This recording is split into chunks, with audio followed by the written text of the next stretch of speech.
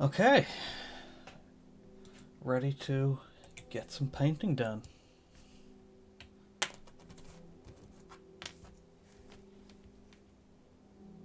What I've got so far is my model primed, dry brushed, and had that dry brush cleaned up a little.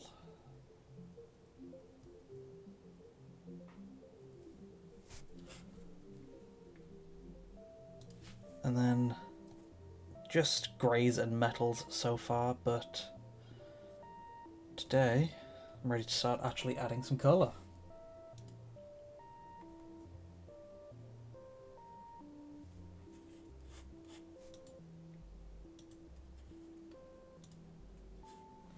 So,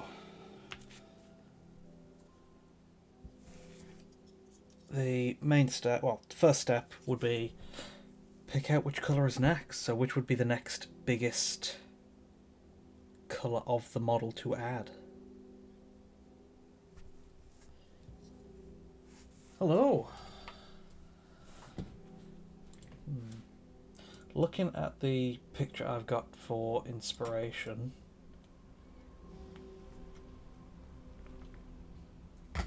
it does have some bits of orange, but since I have more areas of exposed metal on this, there are a few metal details I want to pick out too, so orange or some metal details.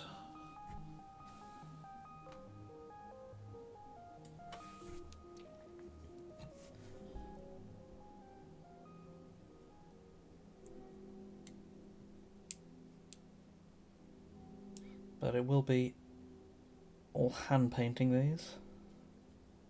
Just making sure the barrel is rotated properly. Fancy railgun I built with some magnets in the chamber so the barrel can be taken in and out. Thank you. It does look pretty good so far, but it does have a few bits of paint on it. Like I said, I primed it black and I dry brushed it with some metals, Cerakote silver and plate armor, and then I used a few different greys: Mechanica Standard Grey, Dawnstone, Administratum, and Grey Seer, in that order, because it is in my AdMech scheme, which is grey and metals like my tank head here, but I did want to try and push it a bit lighter, so I went up with the greys, and I normally stop at Administratum Grey, but I went up with an extra brighter layer of Grey Seer for this one.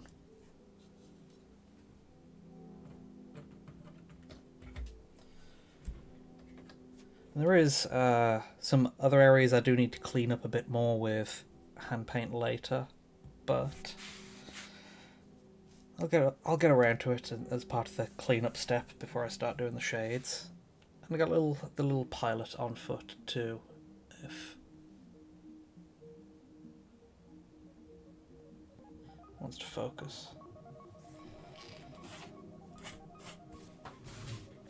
And for the orange, since there's going to be orange stripes, I am going to be doing some masking with that.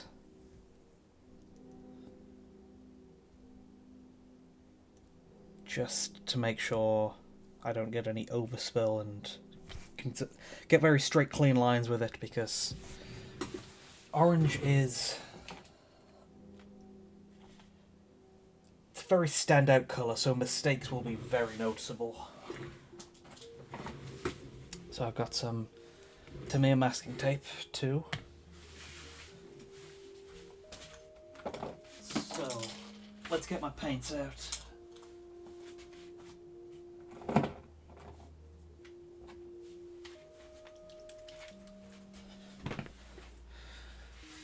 Paints I'll be starting off with is Ratskin Flesh for the orange and Balthazar Gold for the copper details.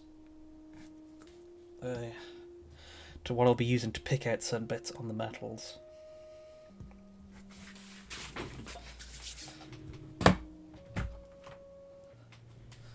So, let's get everything set up for that.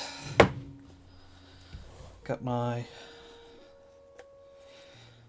brush rinser, which is just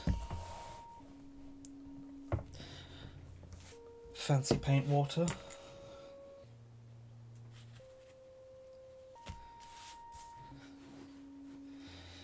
Got my main brush I always use for hand painting stuff, Raphael Kalinsky France 8404. It is a bit small for a big model, but if it's any big areas, I always prefer to dry brush, and I use an Artist Opus dry brush set for that. And so by the time that's done, there's only the relatively smaller bits to paint anyway, so this Raphael Kalinsky does the job pretty well. Oh yeah, and then only the highest quality cardboard palette.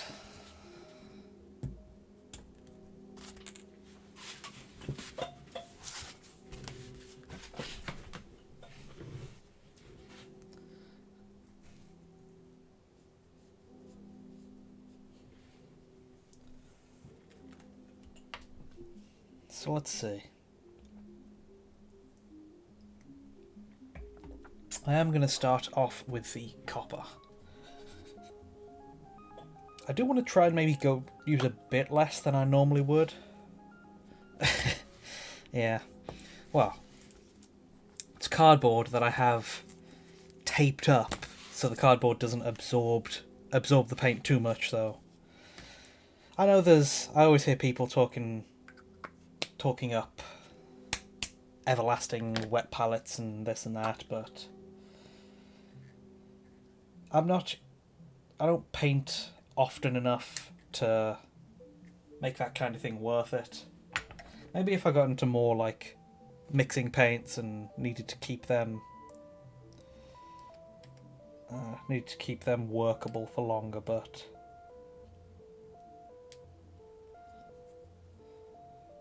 the cardboard has served me well.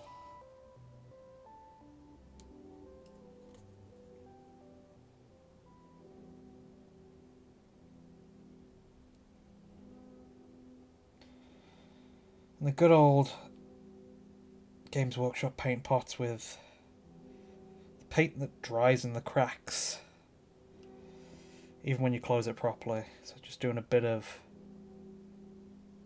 cleanup. Trying to get some dried paint out the lid.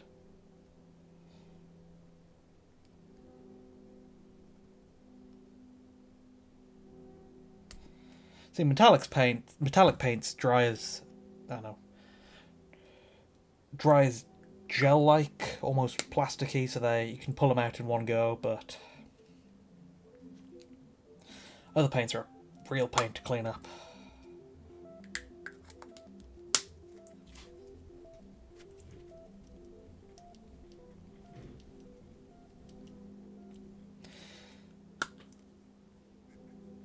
Okay, I don't have much to look. Well, let's see. Because I've got the picture I've been sliding in, which I've been using for reference, which doesn't have any copper on it, so I can't see from there. But there's another version in the Titanfall 2 art book, which, let's see if there's any details I notice in there on Northstar which are worth picking out.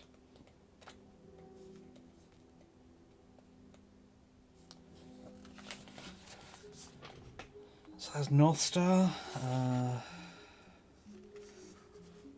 Not particularly, just, again, most notable stuff is like orange stripes. But the missile heads they're a kind of grey-white. So that's notable, but I'm on my own, not got any details specifically to copy from.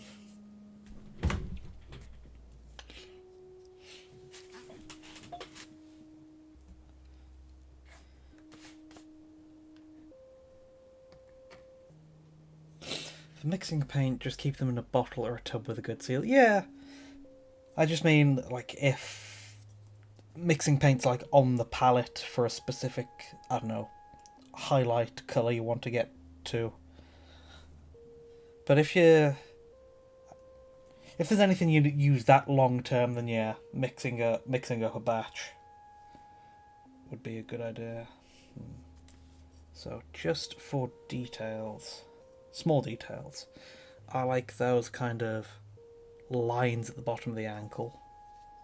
So let's try and pick those out.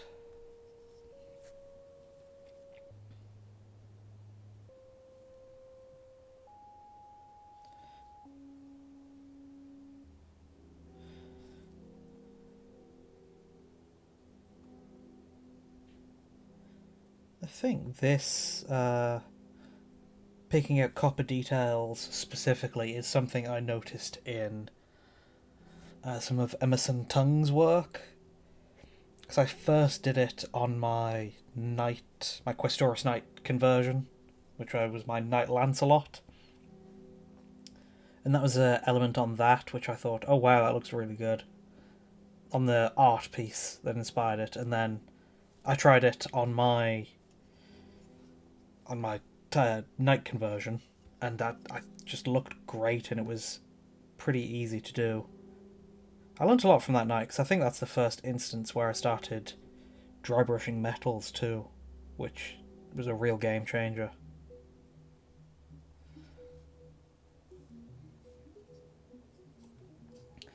That's that. What other copper bits can I pick out?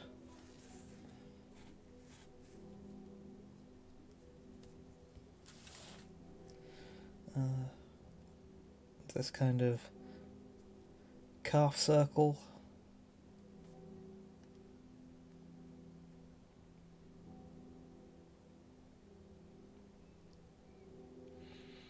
Like I said, I want to be very sparing with this, so I only want to pick out like one or two bits per section. Then I come to the question of, what makes it special enough to be worth picking out?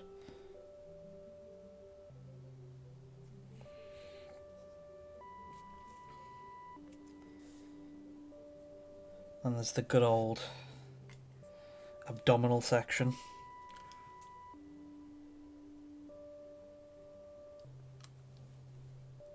Let's see if I can fit my brush in there to pick out a spot.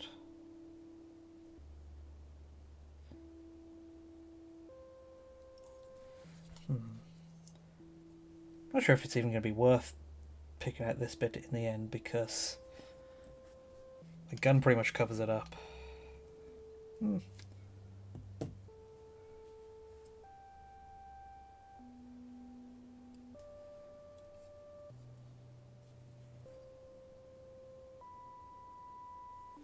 Anything on the upper thigh I want to pick?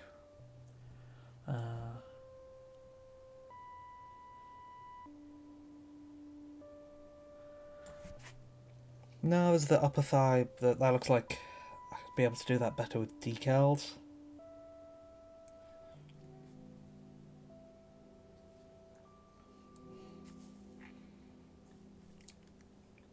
That was way quicker than expected. Doing the whole lower body.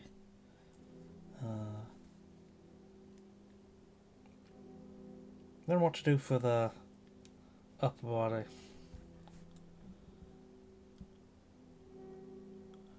It's mostly armoured on the upper body. The Northstar has a lot more of those like small glowing blue light details, which I'll definitely be able to find some areas for.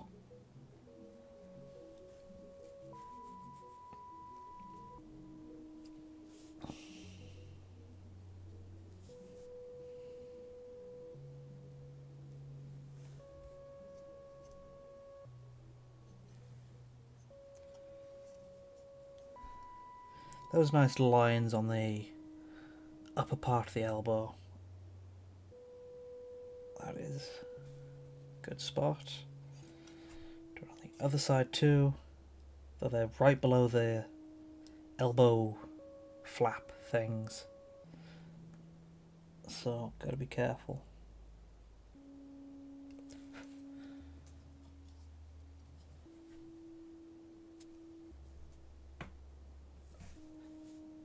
Hi. Hopefully I can get a good amount of this done today, because I want to try and finish this build off soon. Definitely before the end of the month. Finish the build off and get a video out for it. But then today specifically, I want to do at least the copper the orange and maybe make a start on the details. And then there is the Warhammer preview tonight, which I'm looking forward to because they teased a bunch of the... They showed off some silhouettes in a teaser, and some happen to look a lot like Mechanicum stuff. Because they've been... They said the Horus Heresy next big faction coming for that will be Mechanicum, so it's time for that. A few dry brush bristles made it onto the model by the looks of it.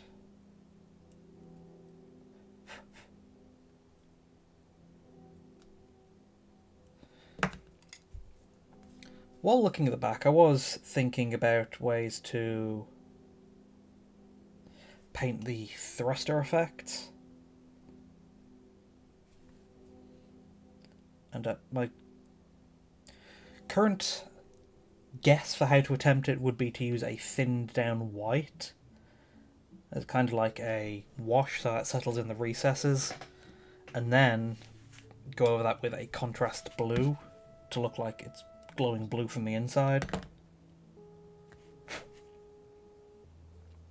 Man, there's a lot of dry brush bristles.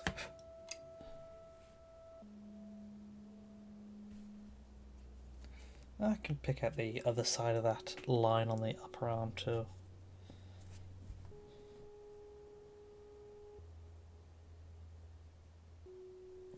An important part to mech builds is all the details. Because you want to give it... It's always important for giving the model the impression that it's a complicated machine, and a complicated machine has lots of complicated details. That's why dry brushing works well for them so much, because dry brushing automatically hits the raised edges, which are often details on top of plain flat surfaces. Let's see if I can do something on the elbow and shoulder flap joints. Even if it is just the dot at the side. Just because that is a nice small spot. Because those shoulder and elbow flaps are a nice detail of the build, so see if we can draw some attention to those with a bit of a standout colour too.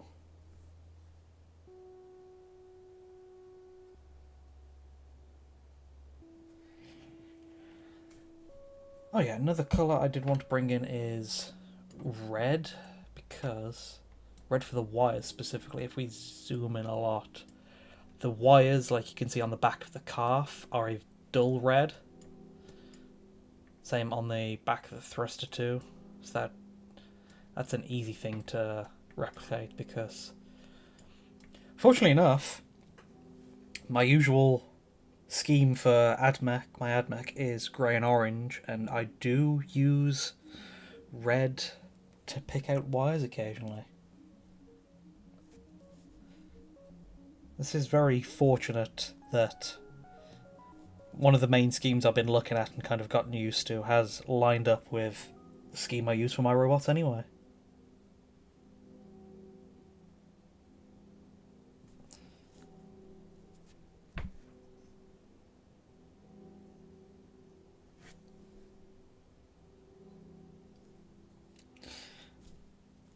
As well as the 40k reveal this evening, there has been, I think probably right now, there is a Sigmar, Age of Sigmar event for Warhammer World, where I think they're doing some like open play stuff where you can test out some of the new units.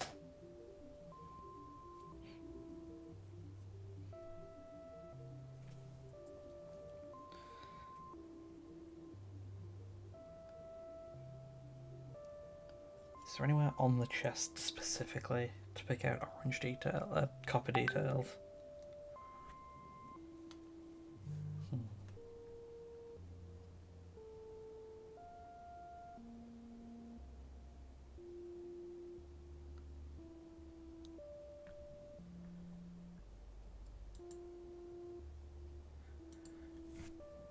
So we got the big wires, sorry, the big bars, the big eyepiece, but none of them make sense to be copper, really.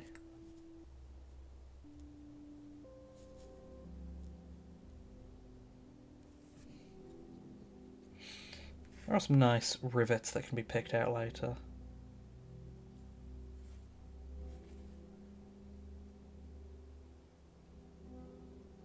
Those are some bolts which you can pick out. See about those things that on the underside that the bottom bar is plugged into.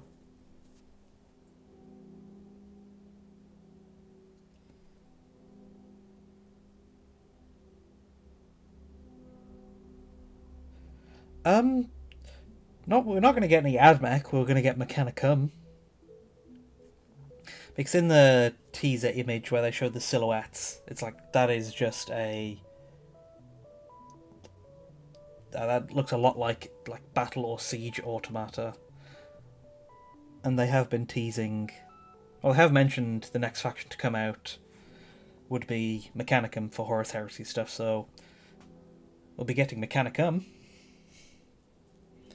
It's that distinction where it's not Adeptus Mechanicus because it was before the integration into the Imperium, so there was still the independent Mechanicum. But I'm happy to get more AdMech models. The most recent one we got was the Stilt Sniper Scatros, which I'm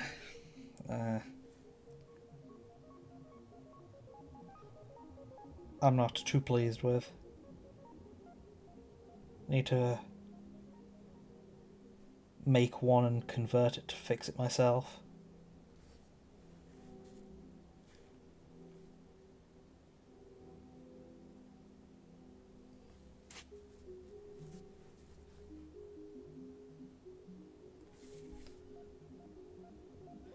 But no, we'll be getting some Battle Automata at the least. There might be... the AdMech have their own, like, cyber thrall cyborg dudes. Oh yeah, they'll be good for bits. I'm not sure if it's a really good stuff they show off, I might start a Mechanicum army for it, but if nothing else, I probably will pick up at least one of the two of the kits just for Mechanicus bits. Because I still want to do something with the Castellan robots. I use Castellan robot parts a lot, like their hands are here and use some of their knee pads for shoulder pads, but I haven't done much with the, like, not building the models themselves, and just because the bits are awfully specific, so it's hard to find stuff to match with it. So I'd be happy to pick up some of the Mechanicum Automata to make a better Castellan robot. I feel like the forearms need some copper somewhere. Hey Bill, yeah, I'm good. How are you?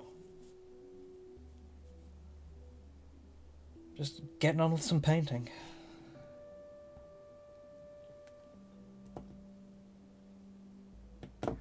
Let's see, how about those little inner forearm bits there?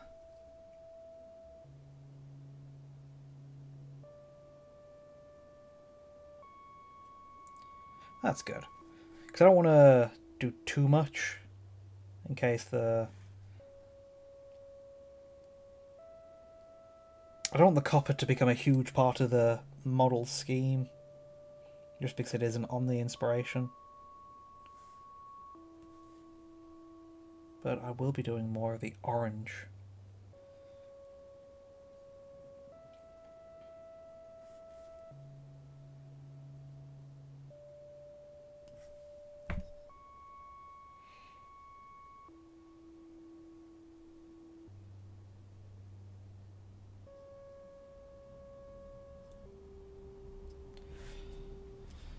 For your Castlins, you mix their legs with ambot torsos, put Skitarii heads in them like a suit's being pilot. Yeah, that is a idea I've considered. Like, can they be like Skitarii power suits instead of just robots?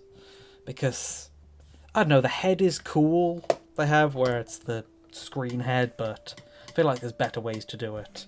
I tried by giving one a Armiger head because it's got that spooky skull-like thing, but built one Castlin, but feel like there's better ways to do it. Oh, just chilling. Good to hear. Yeah, just a relaxed painting weekend for me.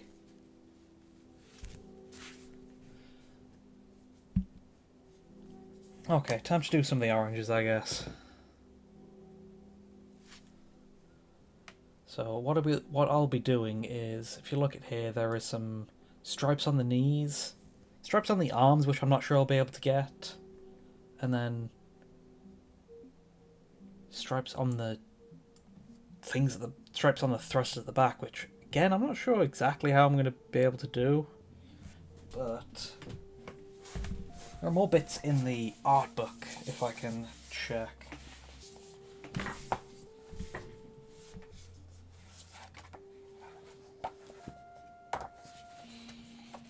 Yeah, and the art book has got a big stripe, like, next to the eyes. He doesn't have the chest bars. But I'm not sure I'll be able to do the stripes by the eye, specifically because the chest bars get in the way.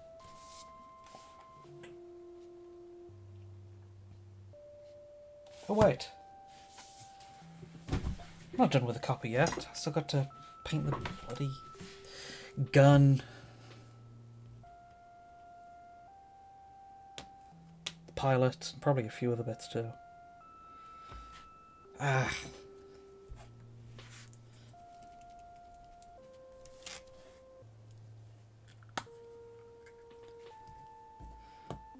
problem with this one main part of it, which is like the main body, but then anytime when I'm done painting that, I'm still only like half done. So where can I add some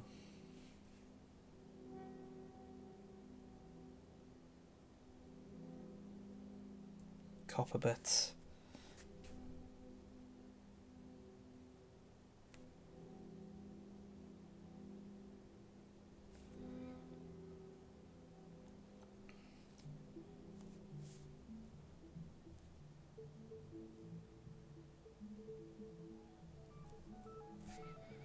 I can add some copper bits, but sparingly, to not overpower the scheme.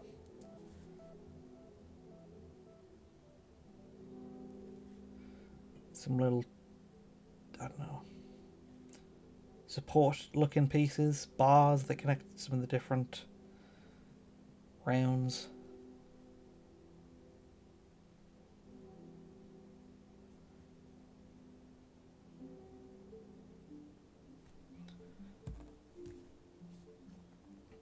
And again, where can I add somewhere it's not overpowering?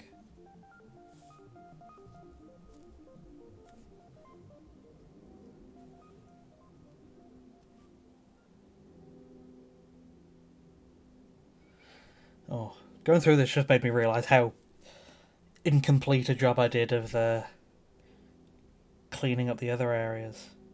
I did run into a bit of an issue because the Sir Coates paints aren't dark enough. Like, I'm used to, I think it's Iron Hands, which looks darker, but I decided to try out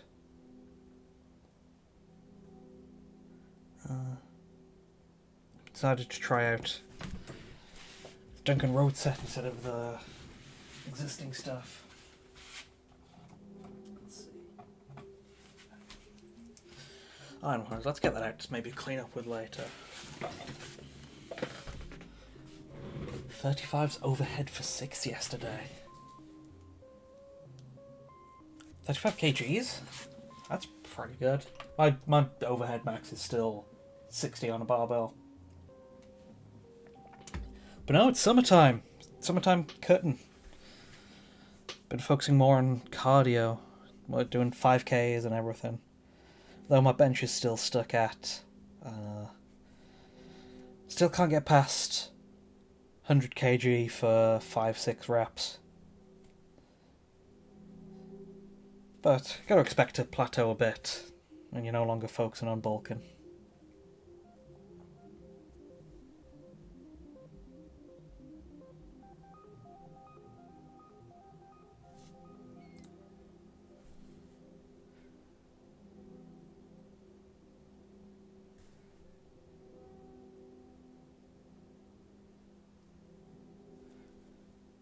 What are some other details?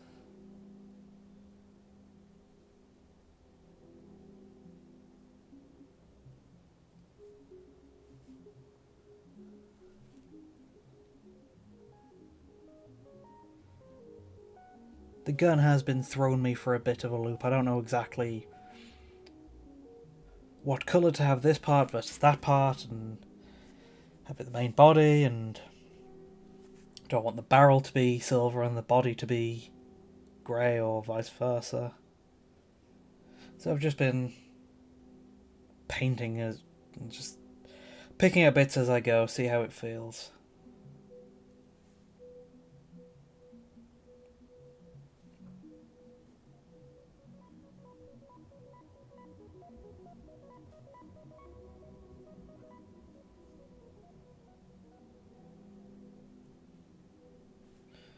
Need to pick out one more bit around here. Thinking that...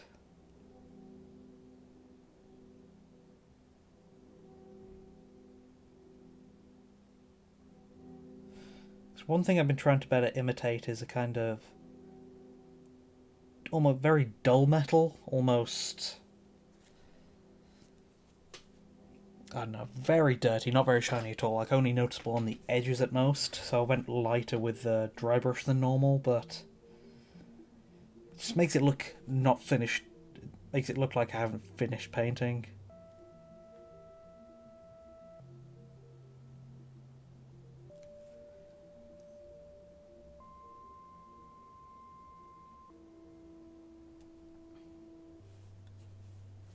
Yeah, I noticed a lack of strength when cutting. Just hard to push myself as much on the weights, which is where you really get the breakthrough, but it's part of it all.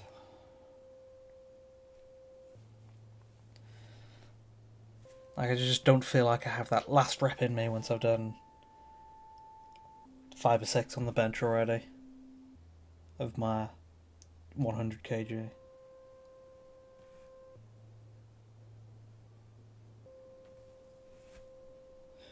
But it's comes and goes, it's the season. Focusing on running and all that. Well, not focusing on, just trying to do more of it at least.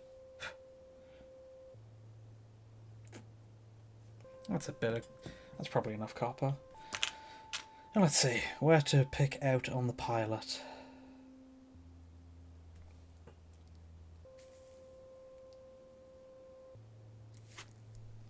Some bits of the battery he's holding for sure, at least.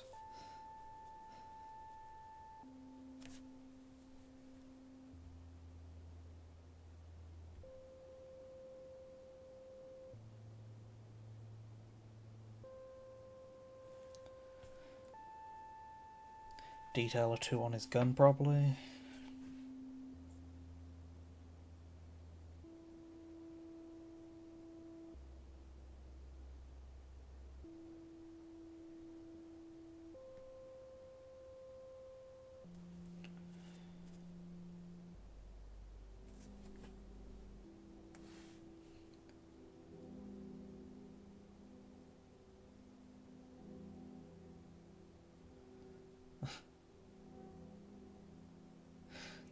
Fairly fat after Norway. Up to 85 now, Jesus. But that's probably... You probably needed to do that for insulation. Deal with the weather and everything. But yeah, have a good one too.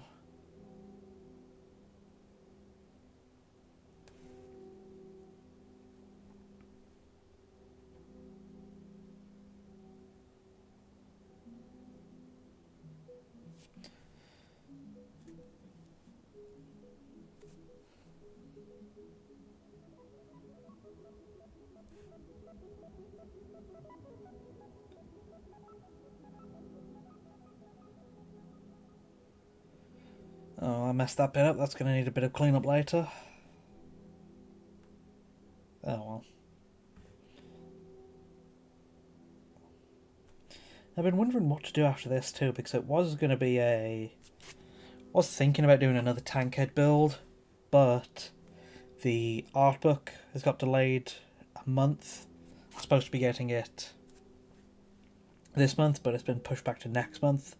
And I was hoping to do a big thing of use it as reference a lot for inspiration, but it might be pushed back, so I might have time for another build between then. So I was wondering what to do for that. So I have an idea for kind of kill team kind of build. There's a AdMech unit I don't like the look of, and was going to try to convert it with a convert it using bits of a kill team, so I can use it as both the AdMech unit I want to improve and a kill team. But then I also picked up a Imperial Guard Sentinel to convert into a Patriot exosuit to go with my Helldivers.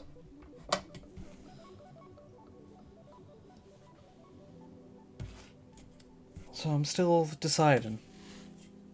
And I still got another week or two of work on this first, but thinking up ideas. Okay, finally a few bits of copper to pick out on the base.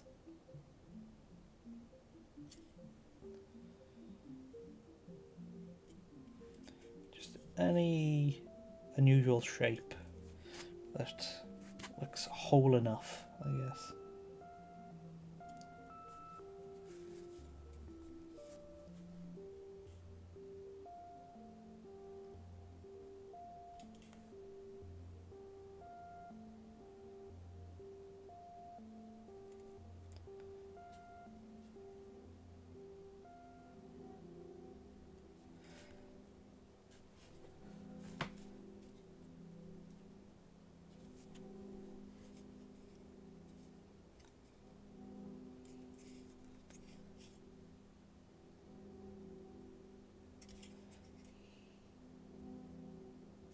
I need to check the full range of tooth and paints now that I know that Duncan Rhodes has started a third wave, so I might be able to find a darker metal, because unfortunately the ones I picked out go too bright.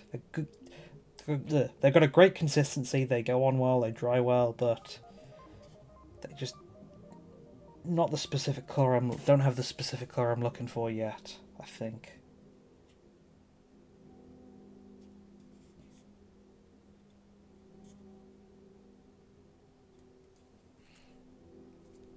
So I may have to go back to Iron Warriors until then.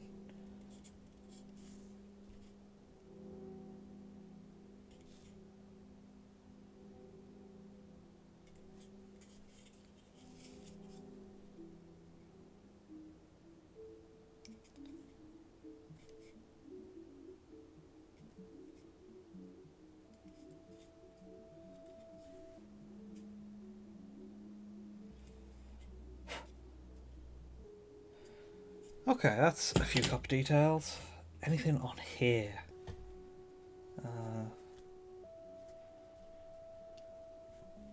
There is a little dot on top.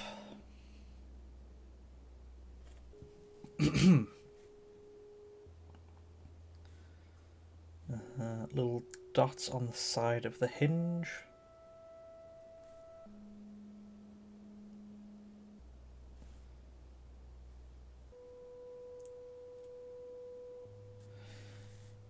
Little dot in the middle of the rotating missile launcher.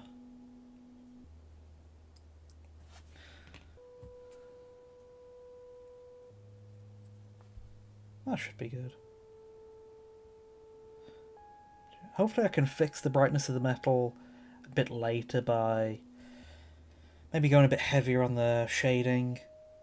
So if I want to go extreme, I can always use the contrast paint Basilicanum Grey, because that's good for dulling stuff down a lot. Or Black Templar if you really want to go extreme with it.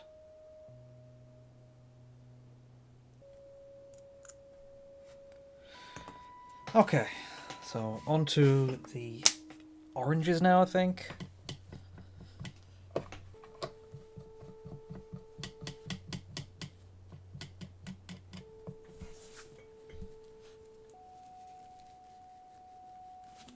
But for it, I need to measure out some specific lines. Also wanted to do a stripe of orange on the base. I think like maybe down this side. So let's get some practice in on the base, because that is a larger area where it's fine if it's a bit messier.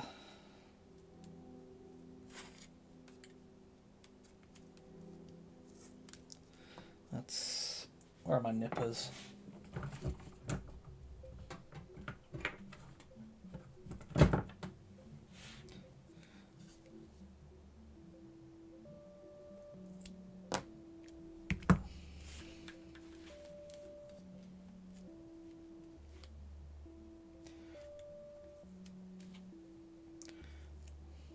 I just need to worry about alignment.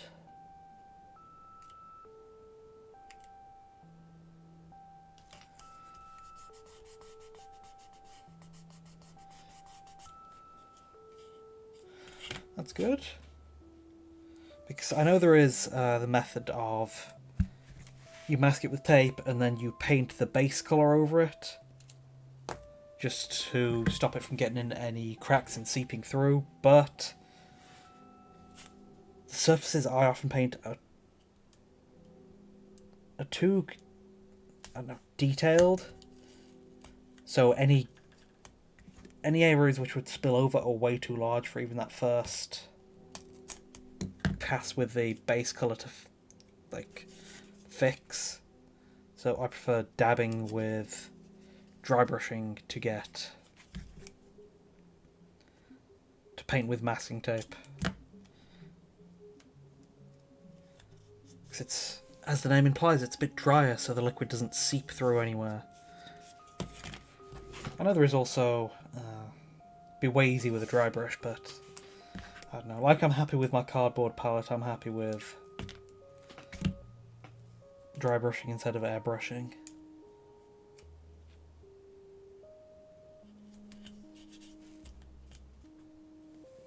Just put another tape on either side just to get a good buffer zone, because I don't want to get the very notable orange elsewhere.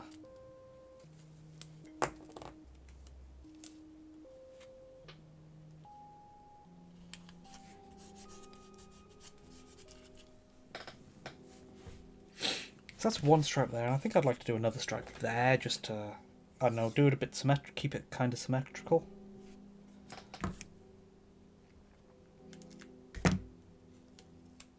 I mean, symmetrical, but asymmetrical too, because it's an asymmetrical shape, so doing it on the side of it never lines up quite perfectly.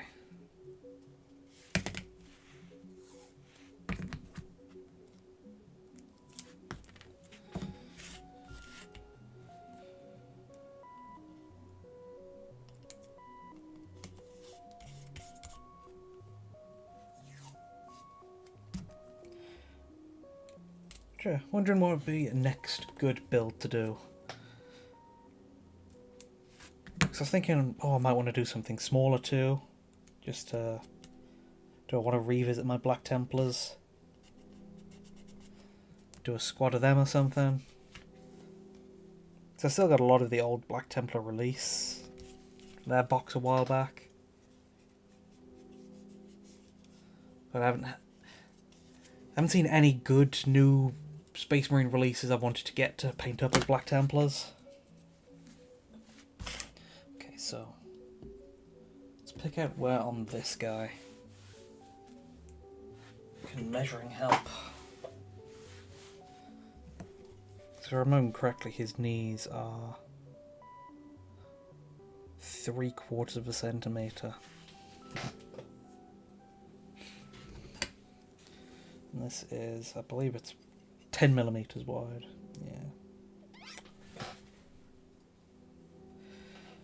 Howdy, J-Dog.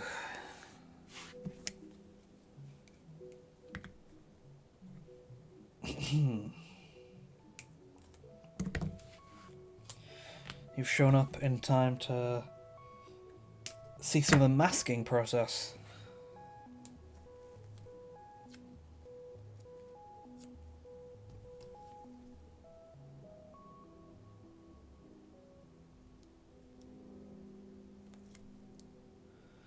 And where I get a very finicky about determining how wide of a stripe I want in the middle. I mean, for this part, it's small enough where I think, oh, I might be able to hand paint it, but I'd be able to hand paint if it was a single brushstroke or like a single bit, but painting a bright colour on a dullish base,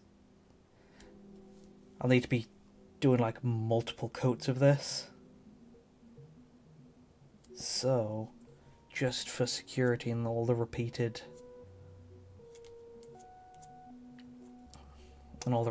like coats I'll have to do, I'm erring on the side of caution and using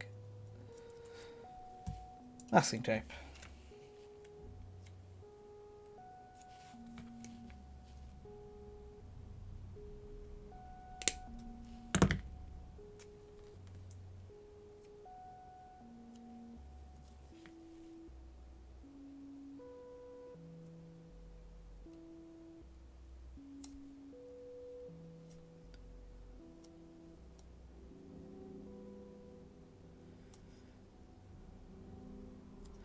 Actually, I might want the stripe a bit wider.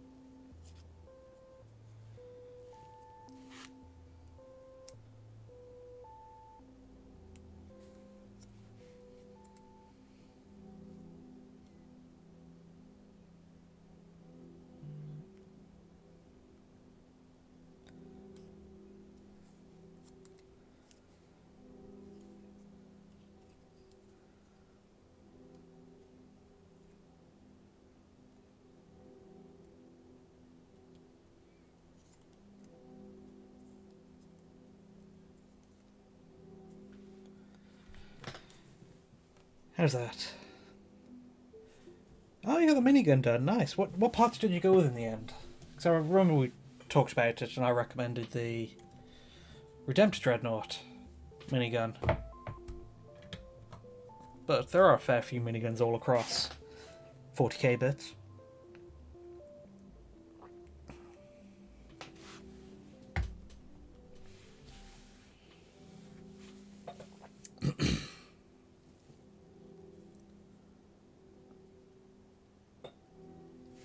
Are there any orange bits on the upper body?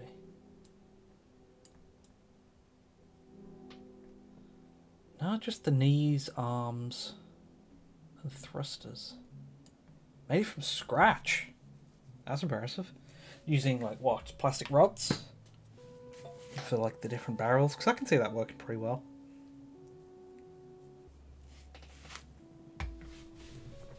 Sprue and spare bits. Always classic.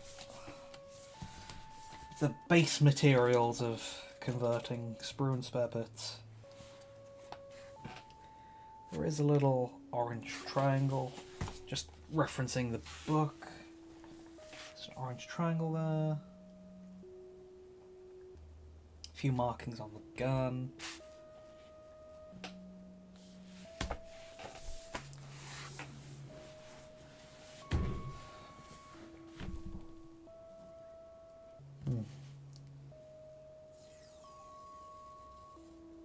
How easy would it be to mask off the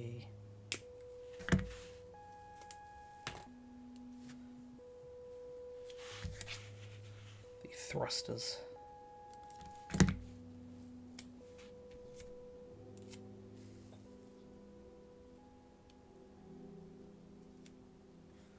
Model plane sprue, yeah, model plane, and I know Gunpla sprue is circular too. So yeah, I can see that being working out pretty well for the barrels.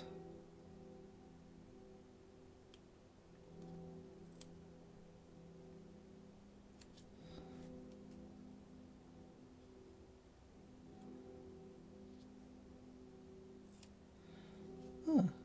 So is that the last bit of your BT then? Or you still got a few more bits to add?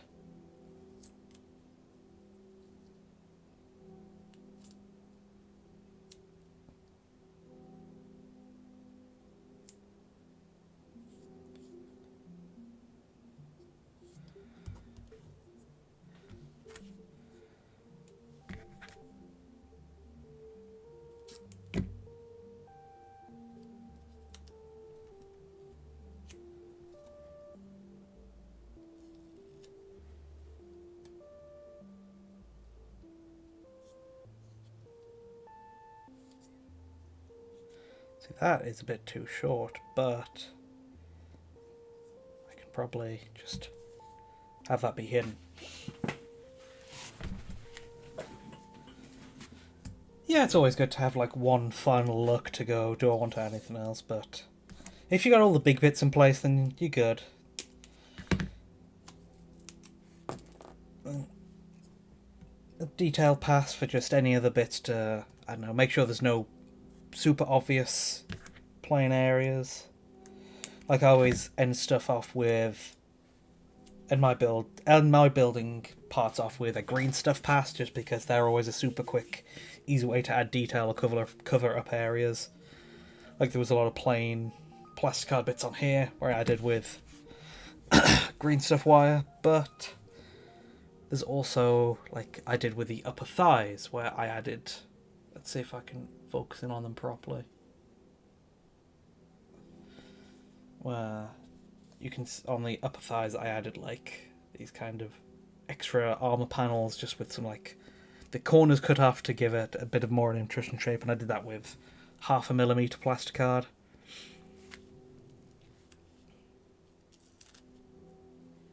Yeah, detail passes are fun. Because there's a few ways I like break down my models. There's the initial building where I built the skeleton.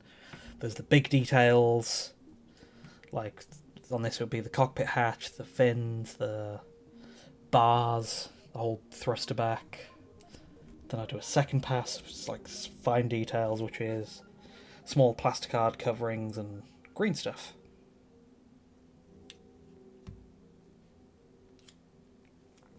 Depends on the level of like how heavy you're going with converting too, because if it's only a light conversion, then and you're not using a lot of raw materials like plastic card and sprues and whatnot, then existing bits usually have more than enough detail to not need any follow-up detail passes.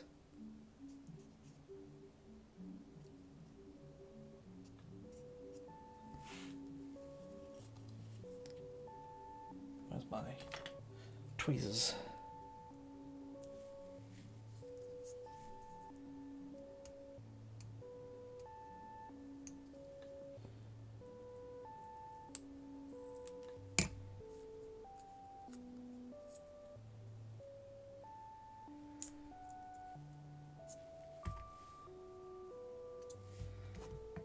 Very, very finicky with this bit. It's like, how do you tape something around a tube but have a consistent, I don't know, ring? Consistent distance from a second thing you're wrapping around a tube.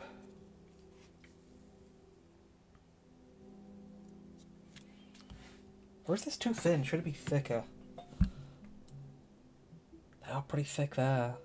Ooh. Let's see.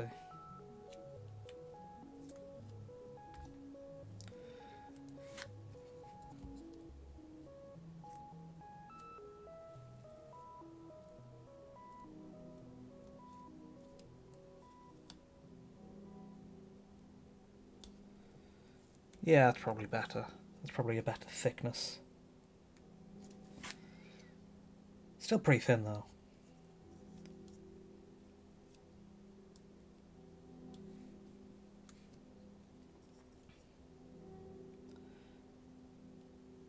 But the shape of this is a bit weird since there are details on this I'm working around which the original Northstar doesn't have. Tweezers.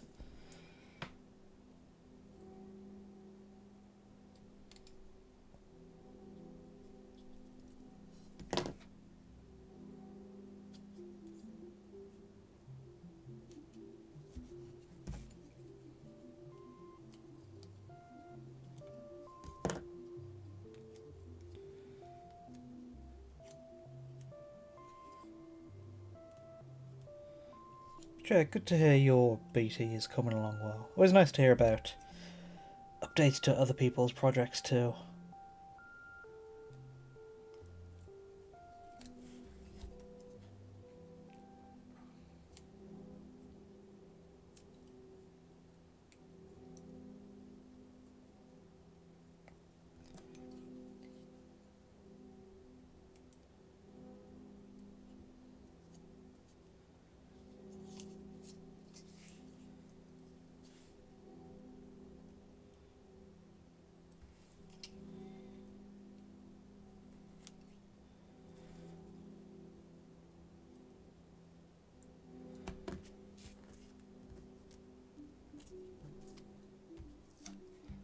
That tape is too short, so I need a bit more to just connect the gaps.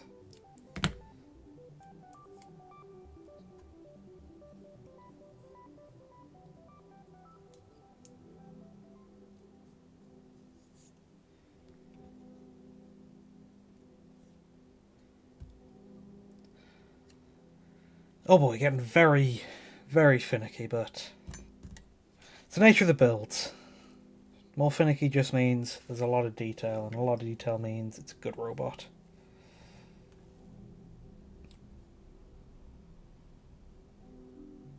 Well, detail alone doesn't make a robot good. You gotta have some interesting shapes, otherwise you just get the Transformers problem, the Michael Bay Transformers problem, where they're hard to distinguish.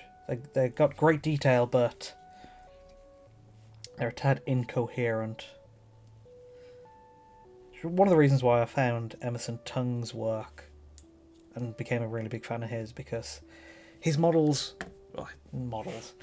his designs have interesting shapes and good details in a world where a lot of big designers seem to forgo the shape for details. Tung's work has a good... integrates them both well.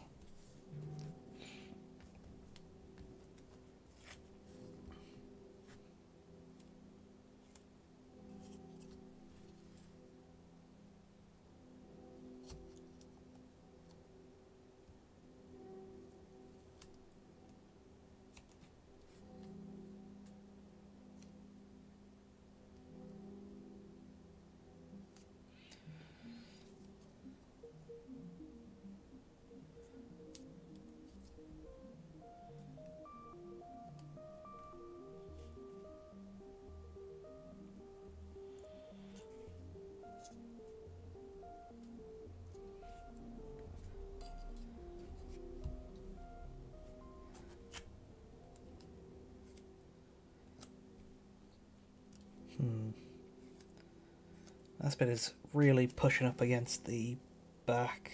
Okay, can fit it in there.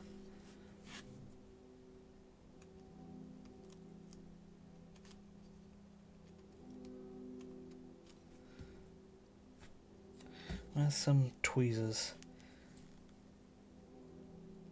Now, normally this much handling of stuff, like sticky stuff, will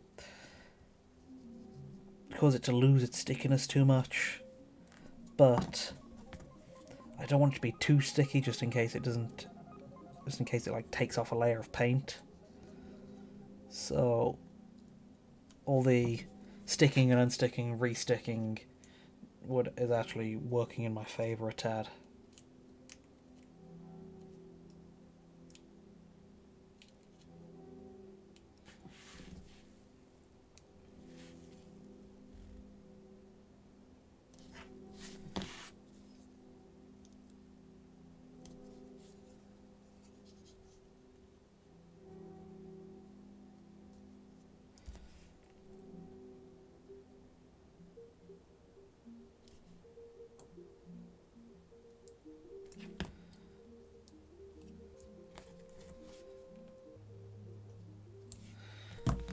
Okay, that is pressing it up very close to the body.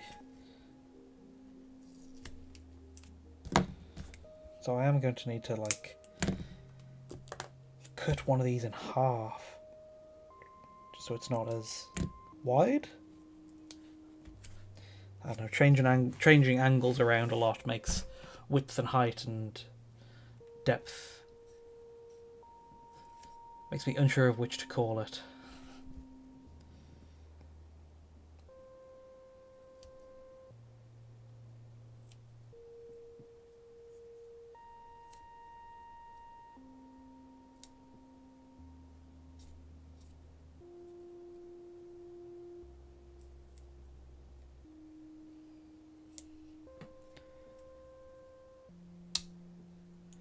Uh-oh.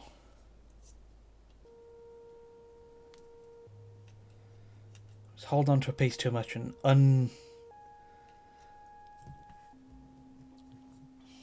unstuck one of the arm joints. Let's see how I can line it up.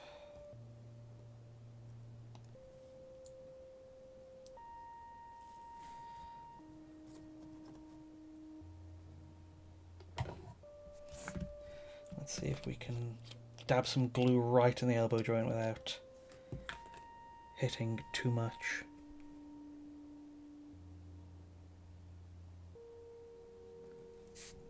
Paint, because it will take that paint off.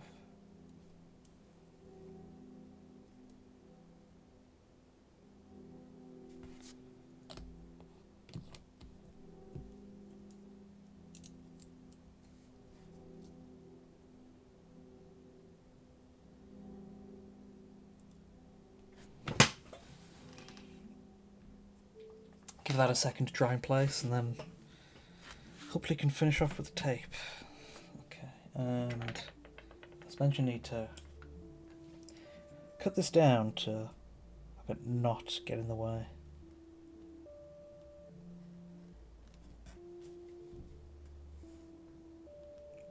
Just cut it in half to a nice half-centimetre strips. Would probably be better to get specific, like, half-centimetre strips. Half-centimetre width of masking tape. I'll just pop it in to say your work is great. Thanks. Oh, thank you. Thank you for the compliments. I'm happy to share my stuff. Helps if it gives the off chance to inspire other people to make their own stuff.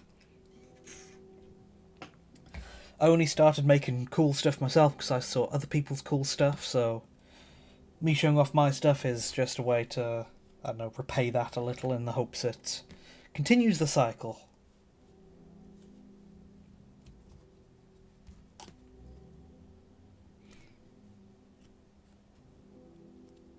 Others inspired me, so I only hope I can inspire some others too.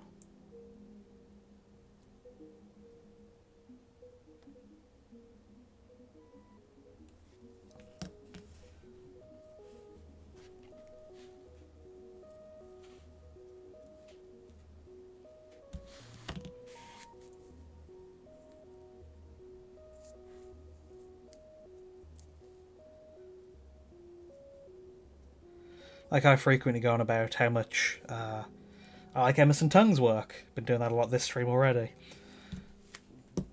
And his cool mech design ideas inspired me to make some stuff, and I'm no artist, I can't draw mechs, but I can build mechs at least, and show some cool ways I built them.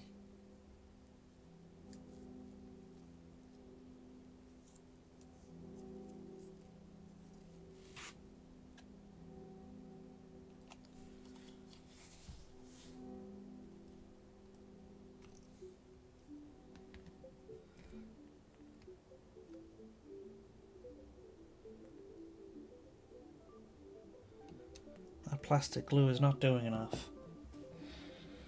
Let's see if we can super glue it. It's a tad dangerous super gluing once it's already painted, but need stuff. Oh, thank you, yeah.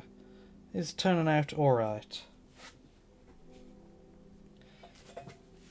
It's the big spherical chest is, and the thrusters on the back is the main thing. Gotta get those big recognisable elements and shapes into place. I was doing super glue. Where's my glue? There it is.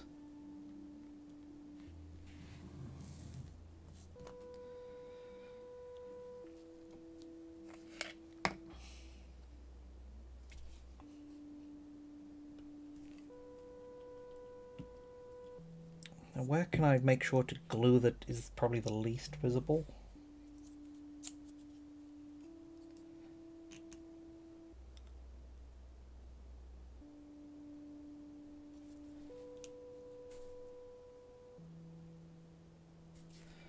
There, on the back of the elbow.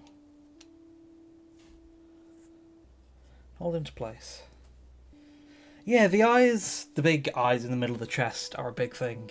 I was a little tad upset because I did find another piece which would have been perfect for it. The eye monitor of the the eyes, the cameras, the head for the ghost keel. Taking some more Tau bits, but they were way too small. It has the perfect design with the multiple smaller things within the circular eye, but this, comes from a Dune crawler, works. It doesn't work as well, but it still works. I do actually like that part specifically, so I am happy to use it, because it was a big feature on one of my first conversions. I used it as the eyepiece for a spider tank. And so now I have this nice pair of robots with the same eyepiece on a circular body.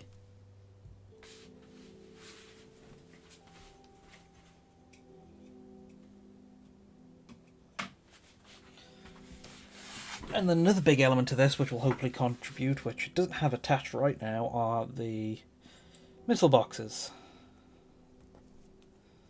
Which they are not currently assembled, just for painting purposes, but I think they help the overall look, because the missiles do help, are a big part of the Northstar silhouette. Okay, and then finally, the other part of orange on the body is going to be stripes on the elbow pads.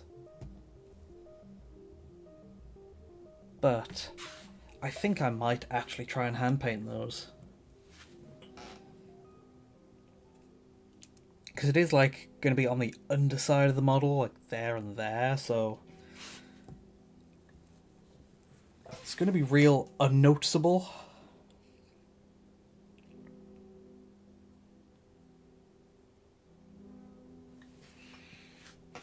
I'm taking another look at those knees and going, could I fix them a bit better?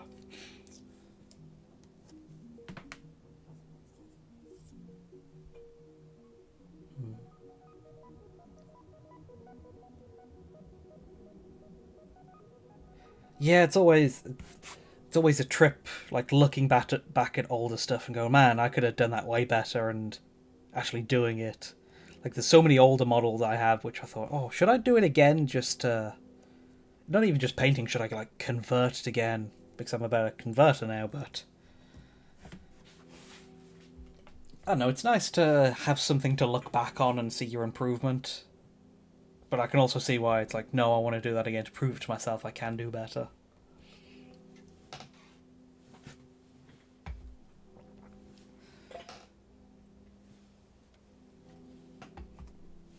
Okay, before I get dabbing with the dry brush, I'm going to take a quick break so I'm fully concentrated by the time I get back to it. So I'll be back in a minute and see you guys in a minute too.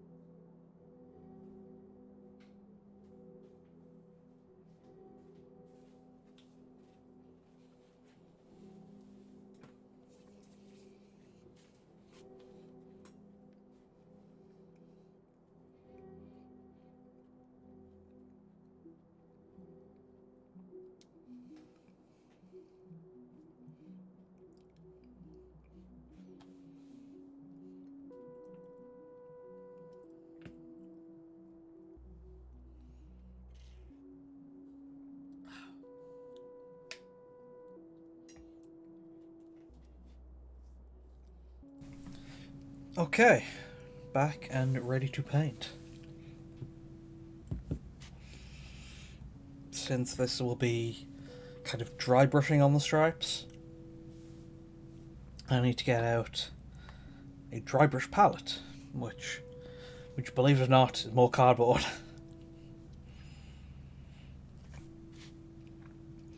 I mentioned before that I know there's the method of like hand painting on the stripes, and you do the base colour as a first layer just to fill in any gaps the paint might seep under the masking tape. But I honestly prefer doing it with dry brushing, like dabbing with it. It probably takes another layer or two, but I'm not as precise with masking tape, and it's a bit of a pain to be so finicky.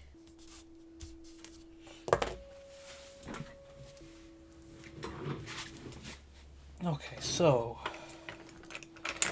what size dry brush? Probably the medium. Yeah, these are relatively small stripe areas. And got some good old rat skin flash. Although the yellow on the model looks like it could work. Not particularly what I'm going for, but it's neat. Yeah, and I was wondering, would it be worth switching to streaming on Twitch, since I know that's generally the go-to place for streaming? I currently do it on YouTube just because like I already have all my videos and shorts on YouTube, so I was wondering I was thinking that might be the best place for the audience initially, but I don't know, I'm not sure if it might like hinder my other videos, because I know a lot of other channels have like dedicated stream channels. And I heard some things that, oh, the YouTube algorithm, not as many people watch full streams, so that's, the YouTube algorithm picks that up as less people watching your content, so streaming on your main channel can be bad for your videos in general. So I was wondering that. Would it be worth switching to Twitch for streams just to keep this main YouTube channel clean and like just finished models or videos only? Okay. First layer just like dabbed and lightly brushed. On the base at least.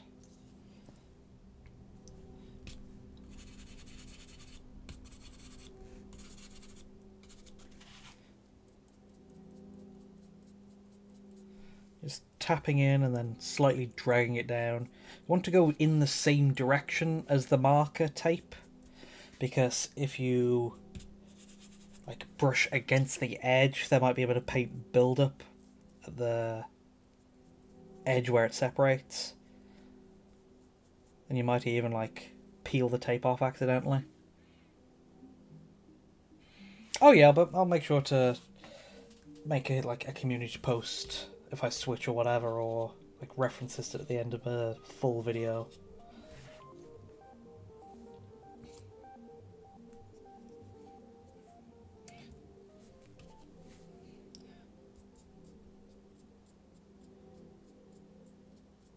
It was something that came up when I was talking to one of the proper like Warhammer YouTubers when I got the chance to yesterday, because I went to my local hobby shop of Element Games in Nottingham and met Louise from Rogue Hobbies. Also was part of did a lot of stuff at Games Workshop at Warhammer World in her time. Okay, cool. Have fun priming.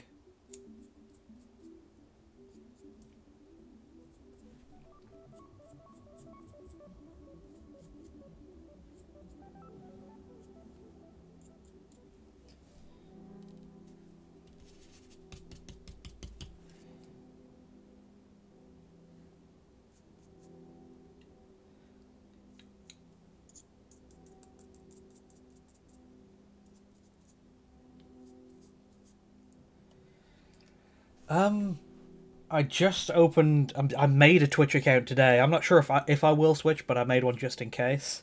If I do start using it, I'll be sure to link it and add it to my link tree and everything.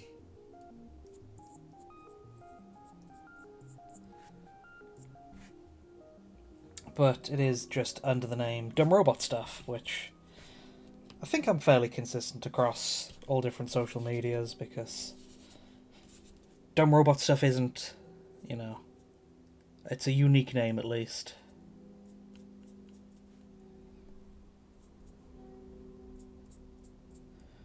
But yeah, made a Twitch account, but there's nothing on it yet.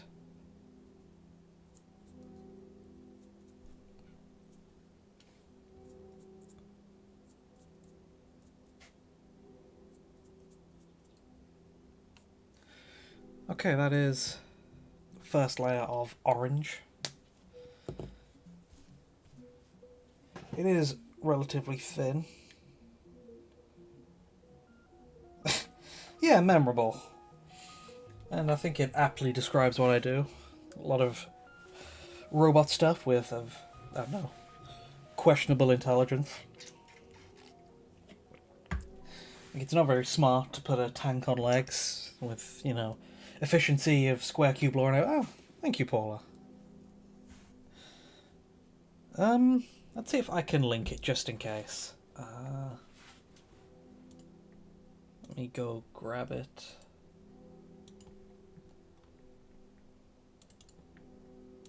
Twitch.tv/dumbRobotStuff.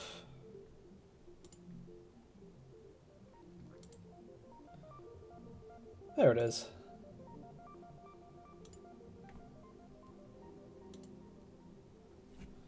Just in case, like I said. Nothing there right now, but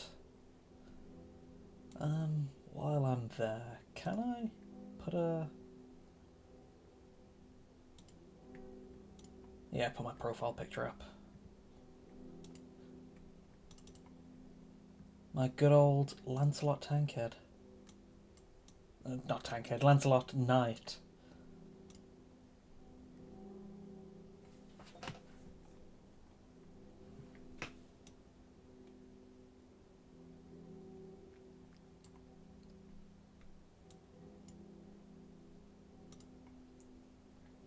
Okay, there you go.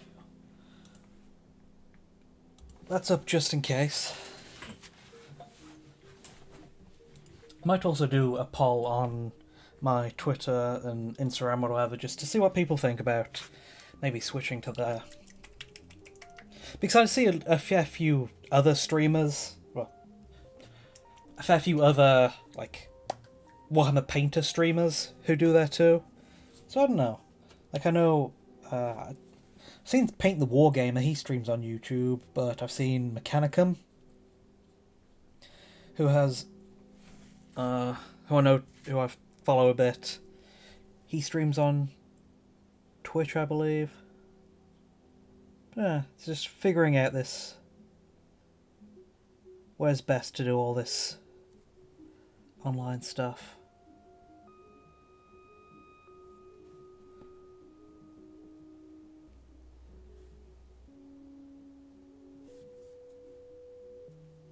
Yeah, Louise, she was very kind in person. It was very nice to meet her.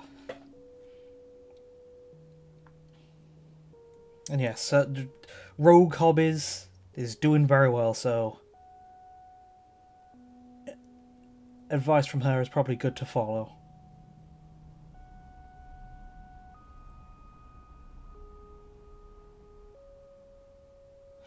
Okay, I just hand painted the stripes on the underside of the elbow. Not great, not super even, but it's hard to see them fully, so a bit of asymmetry doesn't matter too much, and it's always good to practice hand painting. It's not good enough to do on a proper model, but it'll never get better if I don't practice, so practice somewhere where it's not important. That's why it's always good to do fancy stuff, well, to try fancy stuff for bases, because bases, they're not the focal point of the model, but it's worth including stuff, and it's a good chance to try out different things, different techniques or whatever, because it isn't the main focal point of the model. So it's, if you mess up the base, it's like, it's just the base. But if you do it well, then next time you can go, I might be able to do it on more than just the base next time. That's why I did the masking tape on here first, because a bit of a practice run. There you go. Second coat of the stripes on the base done very quickly. Oh, gotta make sure I'm not touching the elbow pads that might still be wet.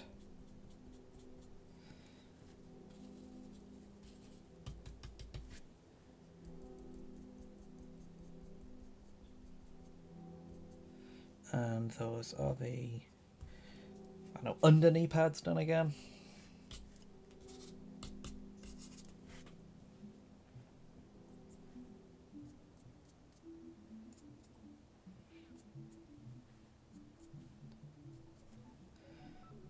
Just very light dabs and swipes. I very much like the texture that dry brushing gives. It's not quite dusty, but it's like worn. It is already a tad weathered slightly. And it also allows you to build in some like shading by having it brighter in some areas where you concentrate more on it. Like, the first time I tried dry brushing on the main colour was my Scorpius Walker tank. And I was super impressed because I was able to... I was looking for ways to detail some large flat panels on that since it's a big vehicle with, like, armoured sides. And I was able to do, like, a level of shading where both the edges and the middle bits, the very centre points of certain panels are brighter to build up some shading. Like, here you can kind of see it because, like, some of the cockpit is... the front of the cockpit hatch is a brighter shade, which it helps makes a flat surface more interesting. And that's very important for using stuff like plasticard, because plasticard otherwise is just a boring flat surface. You gotta look for whatever ways you can to detail, and not all those details you can bring in are in building. It's a good way to do it, but it can sometimes leave it too cluttered. Like, I built in a lot of details, but there's also some areas I specifically left where, like, I thought, oh, I'll paint the stripes on the knees, because that was a nice flat area. And then there was also some other areas, like, on the top of the flap here, that's, like, a bit of a boring bit, because there's nothing there past the holes I drilled in. But that'll be perfect for a decal. Like, that bit too is something I really noticed, this flat panel on the side where it's like, oh, something should really go there, I could cover it with a wire or something easily, but it's like, no, that's perfect for a, like, insignia maker mark. Like, where is it? Yeah, it's perfect for, like, one of these red things, which is like, it was made on this Forge World or whatever. And I saw that as a perfect spot where I'm purposely not going to detail that with bits or wires or anything, because that's perfect for a decal.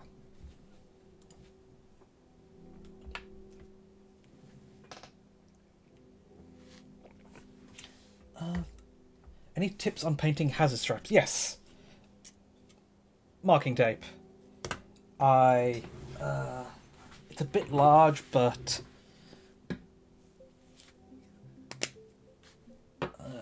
like, also on my tank head, I did this kind of thinner hazard stripe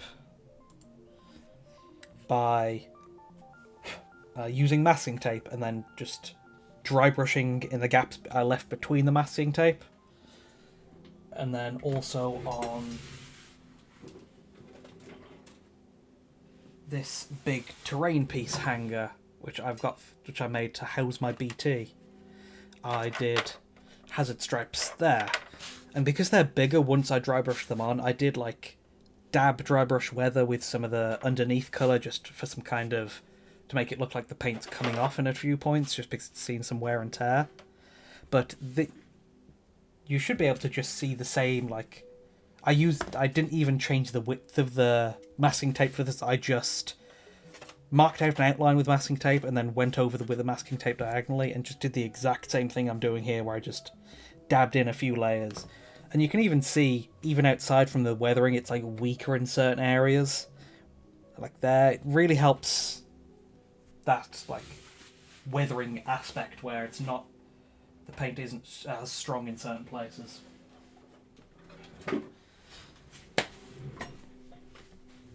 But yeah, masking tape for nice clean lines, which is for hazard stripes too. Oh, thank you, Baptiste. You like my work for stuff like Titanfall, AdMech, Ultracon, CSM? Yeah. I am very much inspired by a lot of cool games and manga and everything. Because Warhammer 40k started off being inspired by lots of cool stuff.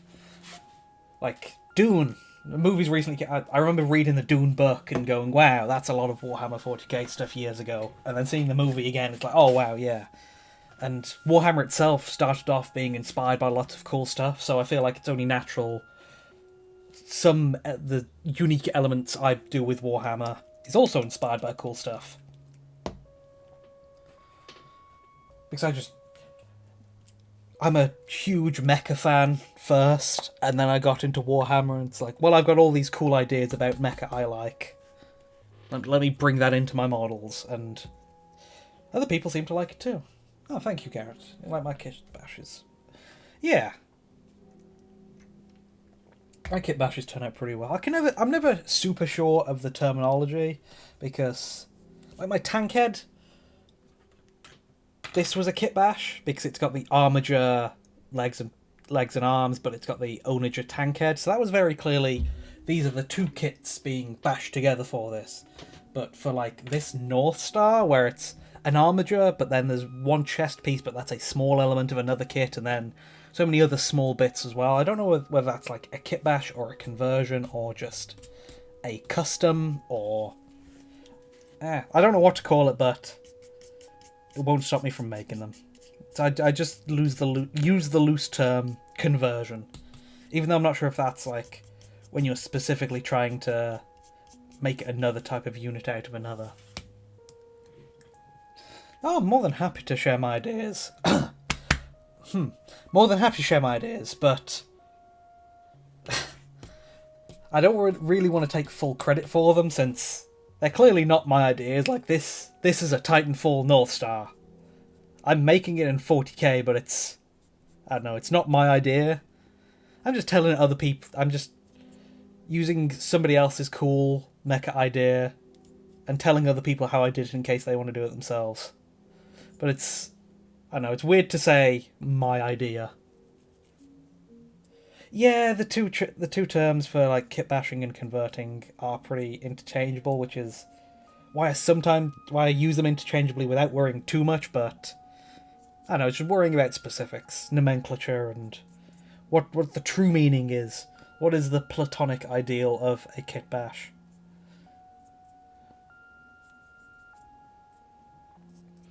But yeah, you guys understand what I mean when I say it, so it's fine in the end. And then are the elbows dried? Yeah, let me do another stripe on the elbows. But yeah, with these, with dry brushing, and especially with the orange stripes on a grey, you do need a few coats.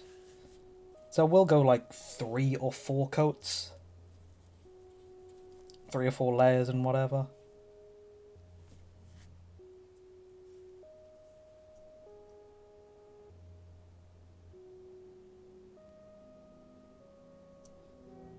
Love the look of the orange stripe.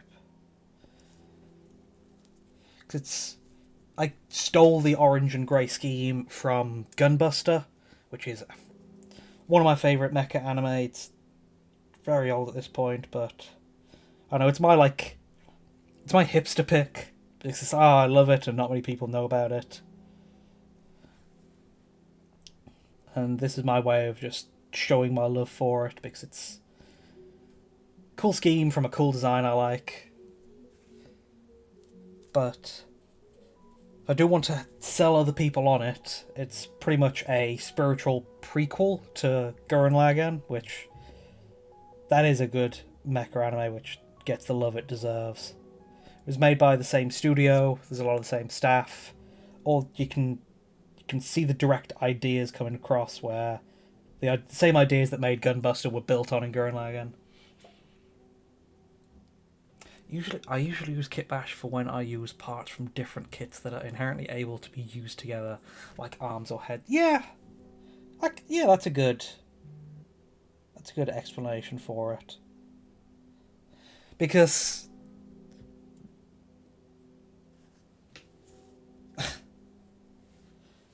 yeah, Gunbuster was innovative for a lot of reasons. Like, it's as you said with the bouncing stuff. I think it's like, I mean, I'm probably just no. It was an interesting combination too, because in specifically the name Gunbuster, aim for the top. It was a combination of themes from Top Gun and Aim for the Ace, and that was just they kit bashed two things they liked: an American movie and a previous anime, and I don't know. It's set in stone so many cool ideas. Like a hard work and guts where it's like, yeah. But yeah, kit bashing when you can swap parts or heads from the same range. Yeah, that's a good enough explanation, because you are bashing the kits without doing too much changing to them. as opposed to this where I took a sphere, I cut holes in it, I added plastic out of the back. That's definitely not using the kit as is. Let me do one more coat to here. Yeah, and conversions are more complex, often involve modifying the bits. Modelling putty. Yeah, there's green stuff and there's what's the other one? Milliput.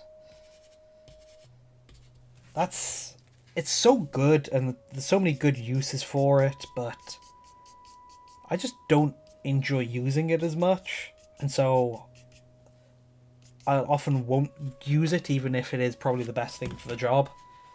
Like for this, the hatch on the front of here, it is made with green stuff.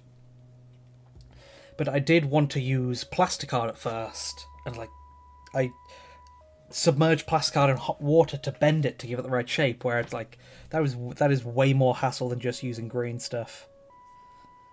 Just because green stuff comes with the sculpting and different having to work with it as a putty and using fancy tools for it to imprint it properly, and that it's an intimidating thought, even if I have found ways to make it easier in practice. So I don't use modelling putty as much as I should, but it is a very useful tool. Okay, how are the elbow pads?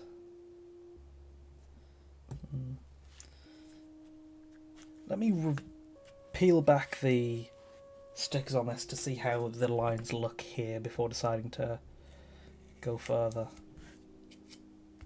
Because if they look good here, then I can say I'm done with it and unpeel the stuff on the Titan too. But if I need to do more, I don't want to repeel the complicated stuff on the Titan.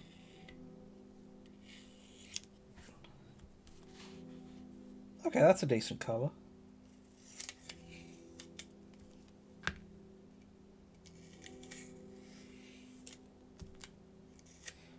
And on the base here, I just wanted to throw in random lines just to detail it so the base isn't all orange.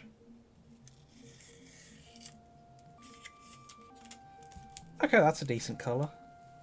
It's not complete block solid colour.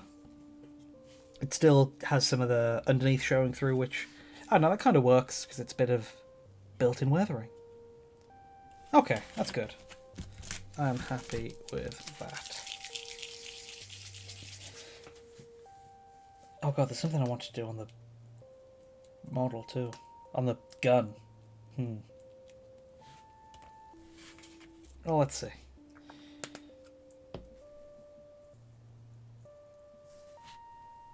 Some other model brands, you use epoxy modelling compound. I prefer it greatly over green stuff, largely because you can sand and file it. Yeah, that's... Green stuff is soft and malleable. At least somewhat after drying, which makes it better for stuff that you need to be flexible, but... the other one, Milliput, was the one I always heard as a go-to for stuff if you wanted to dry harder and sand, but conversely, it can also, sometimes shatter and crack too. On my last stream I had that where I brought a model out to look at which used some Milliput to recast some parts and that part cracked. But epoxy, I'll have to look into that too. But I don't like mixing... It's a pain in the ass to mix up green stuff, but it's even a bit worse to mix up Milliput just because it leaves a chalky residue.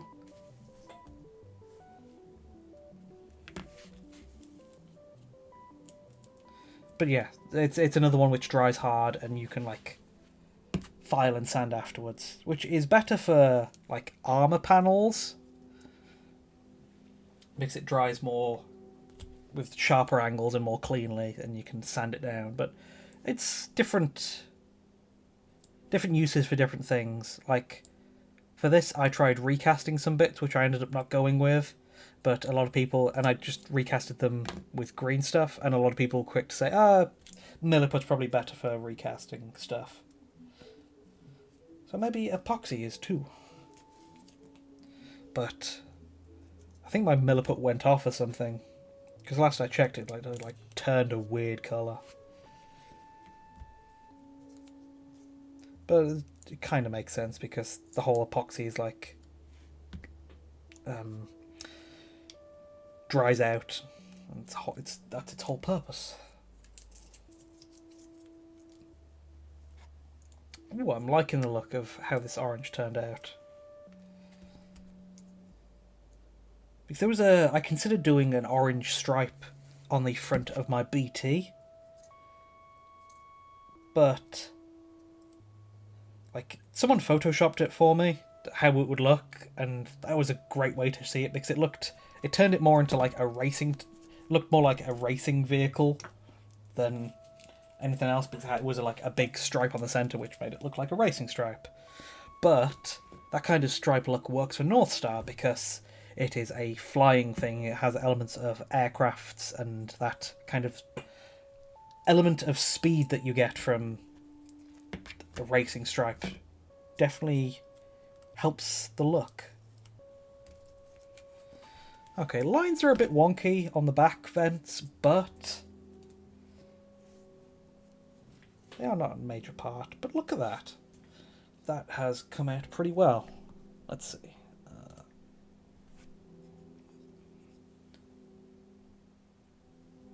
There you go, it's focused. And you can see the lines on the knee pads, the lines on the elbow pads, and the lines on the thrusters at the back.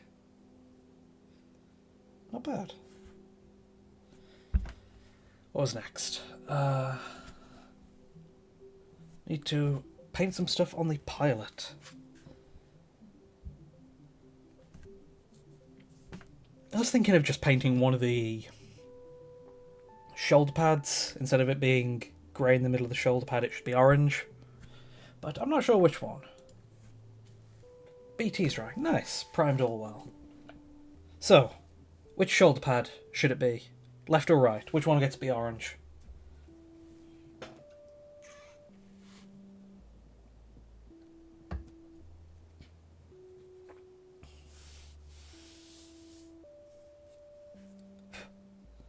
Just thinking there's a bit of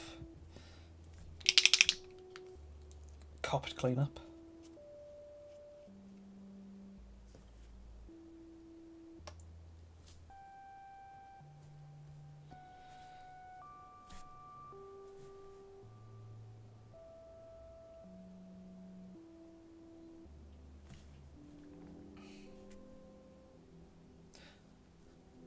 Our left or his left?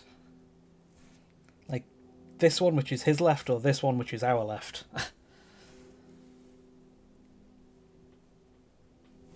Oh yeah, and I also want to do like a stripe around the barrel of the gun somewhere.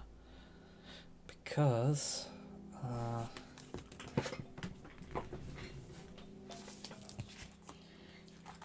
referencing the Holy Bible of the Titanfall art book again. His left, okay. You can see here there is a stripe around the gun. Did that show up on camera? Yeah. Here, stripe around the gun. So it's kind of front of the barrel, well, kind of the front of the barrel, but not all the way. So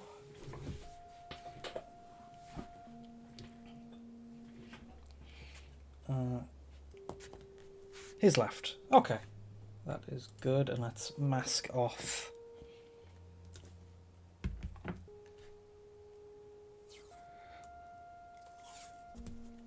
Let's mask off the gun too.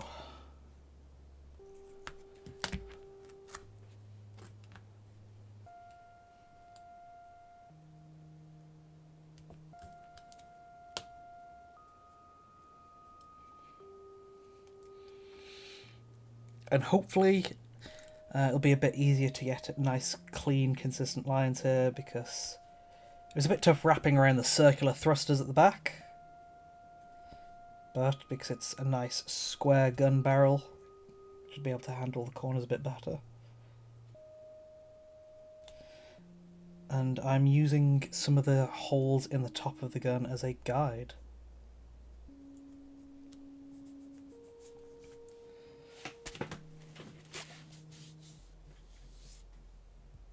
His left. Yeah, because he's kind of like striding forward with his left, so it makes it more noticeable.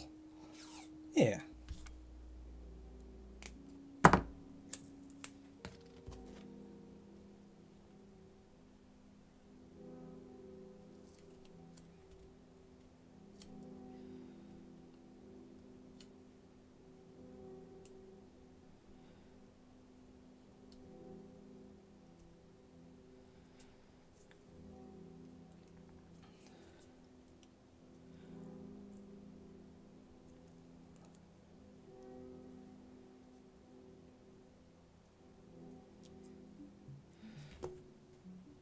Don't want to do it. Are there any other bits on the gun while I'm at it?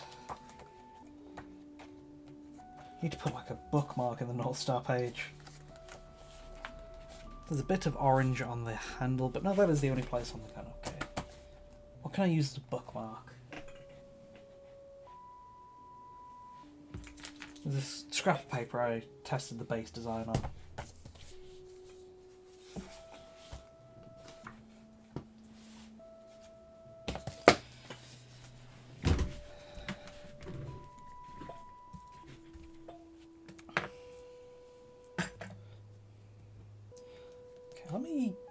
Ooh, I also wanted to do a stripe of orange on this guy's base too.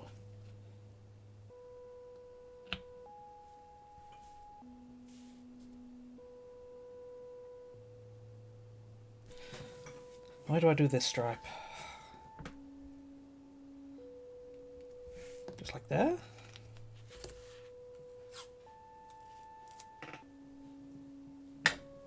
There it is. Xylitol highlight? You mean like zenithal highlight? Where you like spray a brighter, you spray it all like black but then grey from the sides and white from the top?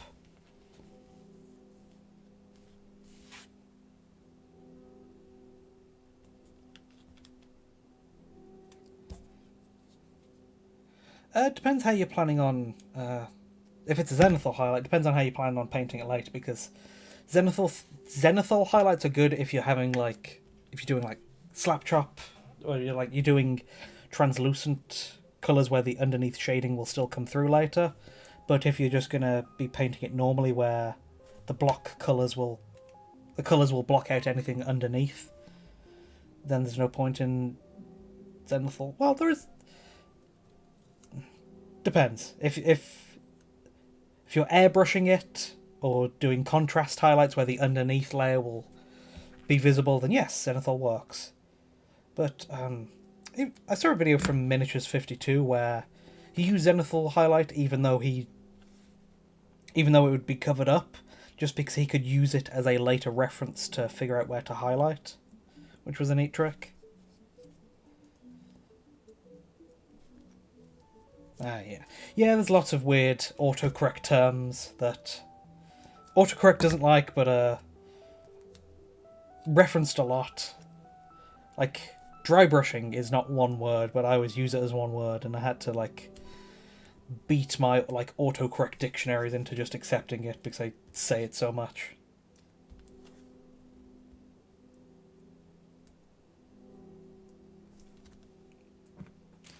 One more stripe.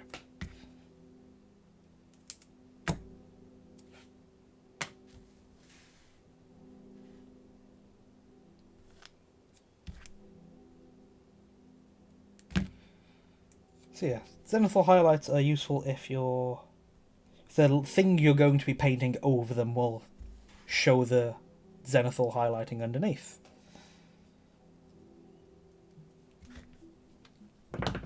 Okay, let's get dry brushing with the gun stripe and the pilot base stripes.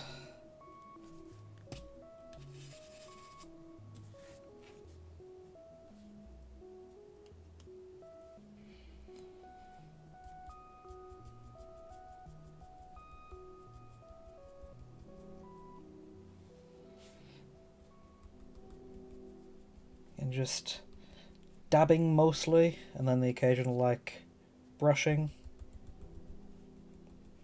And when you're brushing, always go in the same direction as the masking tape lines. Just because if you push too much up against the side of the masking tape, then you get like a line of paint there when you do take the masking tape off. That happened a little with some of the knee pads on my Northstar, but I am planning on like cleaning that up anyway.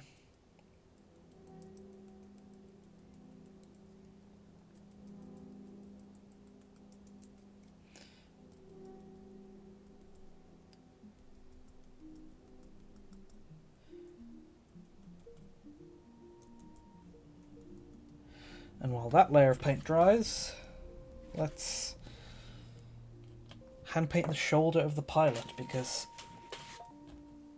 that will be a bit finicky and require a bit of detail.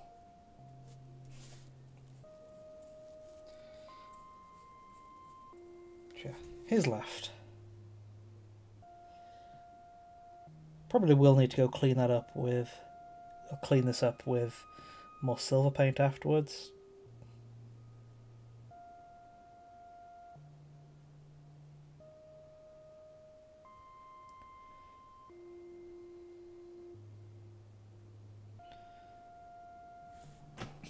Do I keep it knightly style and just go with like half?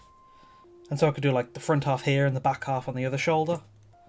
But I do really like the stripe. Could I like do a stripe down the chest on like one of the half the breastplate too?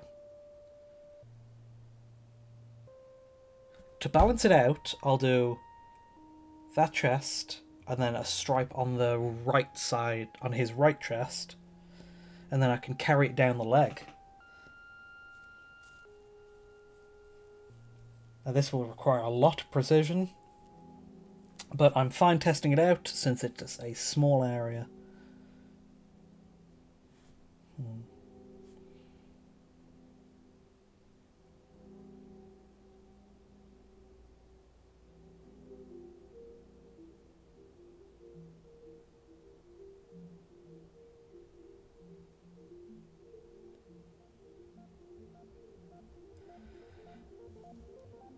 That looks nice. Ooh. I'm impressed. I'm a little impressed with my own painting skills, considering I'm terrible at freehand detail stuff.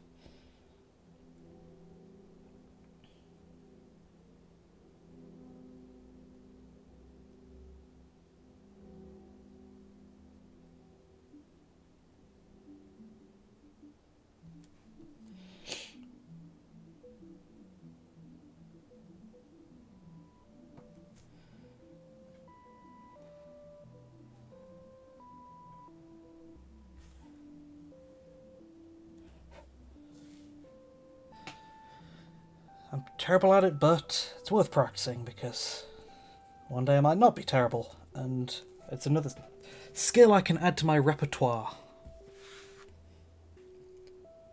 Is the shoulder pad dried already? Let's see.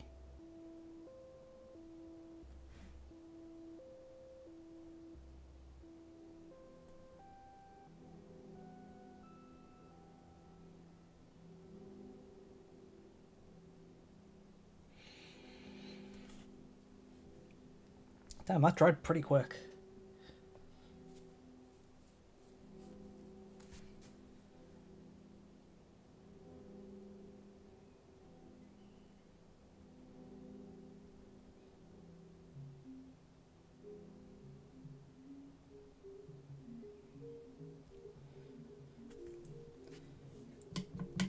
Okay, we can probably do a second layer on the base and the gun now.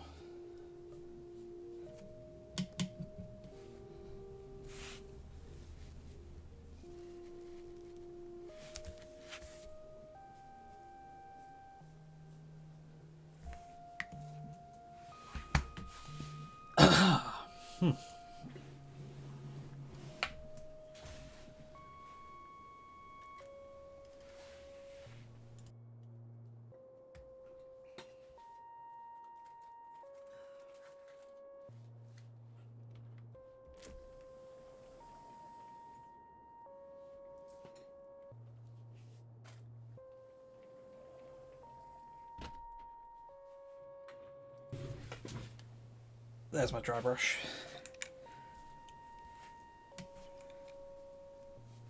Often, I don't know, don't lose, but it takes me a second to find my stuff on my desk because I gotta rearrange it a lot. It's where I work from, it's where I do all my building and do all my painting too. And it goes through different, I don't know, modes. Like when I'm building, there's always just a pile of bits just strewn about. Sprawled? Strewn about across the desk. Just because at the start of a build, I always pick out like a few parts that I think would work or would be useful for it, and just always have those on the desk for like reference.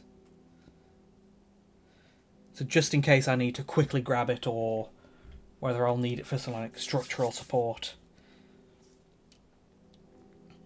But then when I switch to painting, it's like, okay, no, instead of having bits on the desk for quick reference, I need paints on the desk for quick reference to tidy up, like I needed this to tidy up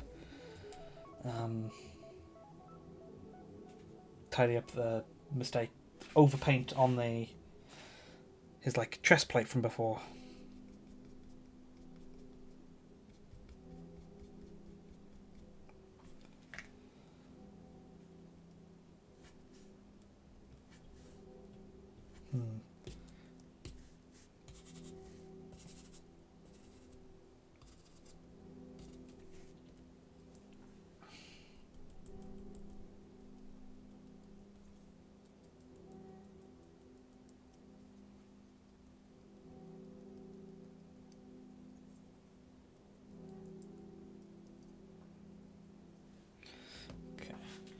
Been using this brush a lot, so don't need to clean dry brushes often, but I do want to like not get the paint too gunked up in there, and since it is only a medium dry brush, it's not as much of a hassle to clean. Like with my large and extra large dry brushes, they take ages to dry to use again.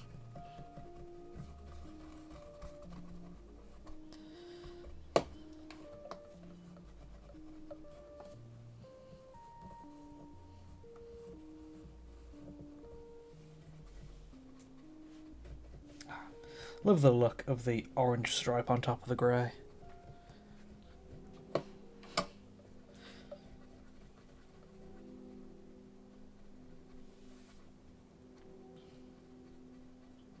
And that is pretty good coverage for only 2 coats.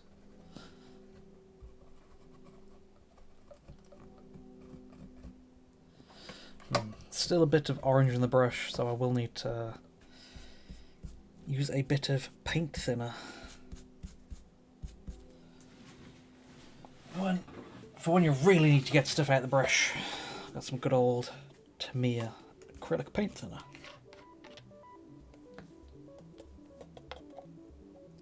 Just putting a bit in the cap to use.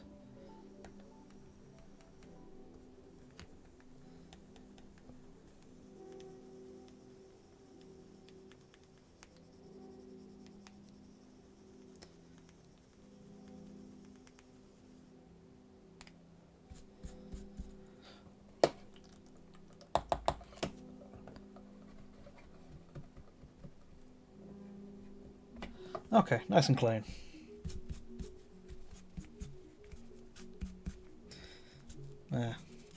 Still a bit of orange, but clean enough. Okay, so let's see. Do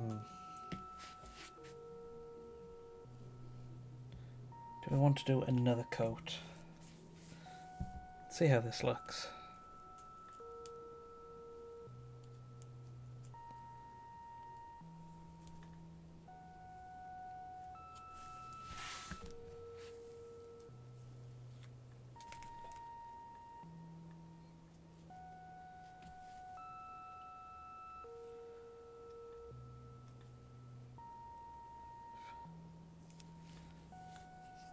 That's a pretty good reveal. One of the lines might be a bit too thick for the smaller base, but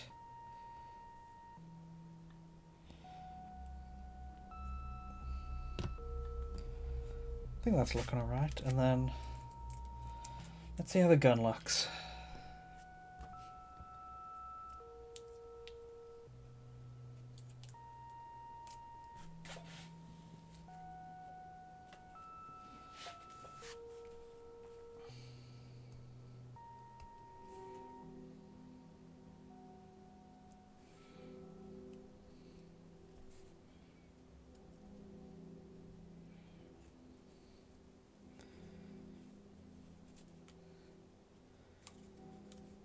Ah, that's pretty. That's very good. Let's try and show that off a bit better.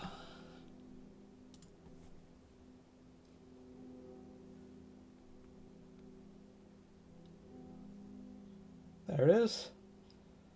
Nice orange stripe around the front. And let's see if we can't clean up the stripe on the pilot.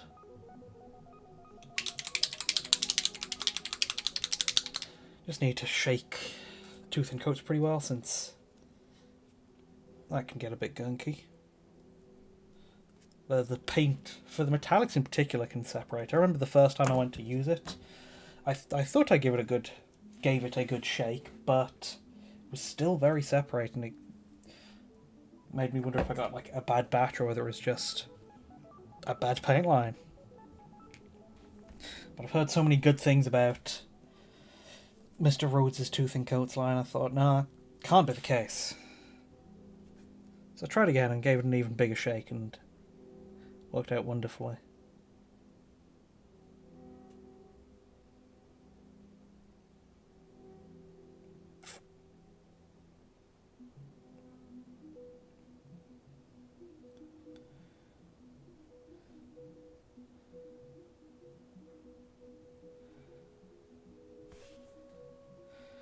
Might need to clean it up with a bit of grey too, just to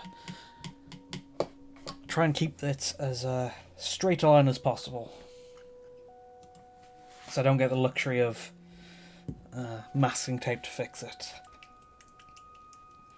It is kind of tricky to colour match it once all the greys are dry brushed on, because it is a very unique blend, but I tried, and Dawnstone seems to be the closest.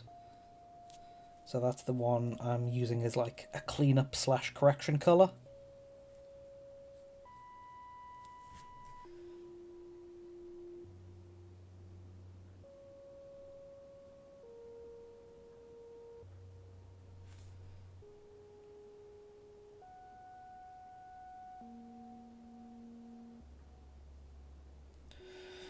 Oh, real precise lines, getting very nervous trying to line it up properly.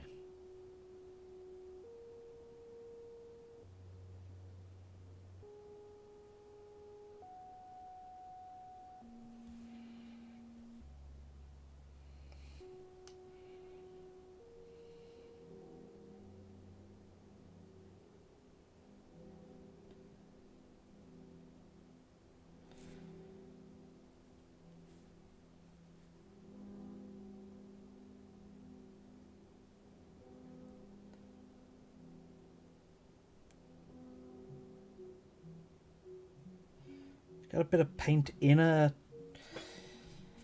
crack, in a seam, not in a seam, in like a crevice, but hopefully shading will kind of fix that. Well, maybe not fix that, but shade it enough where it's just dark enough where any smaller mistakes won't be noticeable. There's another reason that makes shades like Null Oil and Agarax and just the wash step in general amazing, is that it can even help cover mistakes on top of just giving everything amazing great depth.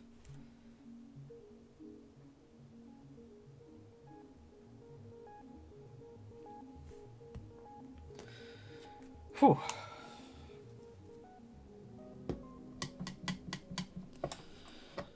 think with all those... Oh yeah, I wanted to clean up the stripes on the knee pads too. Let's get him out of the way so I don't mess him up.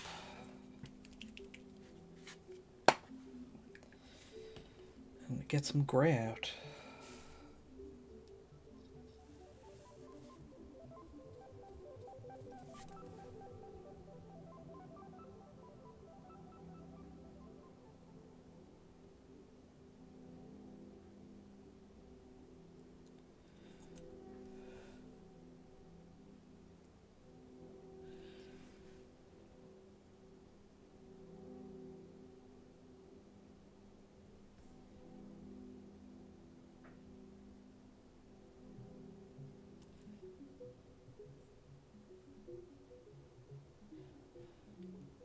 I do very much like the colour of Dawnstone.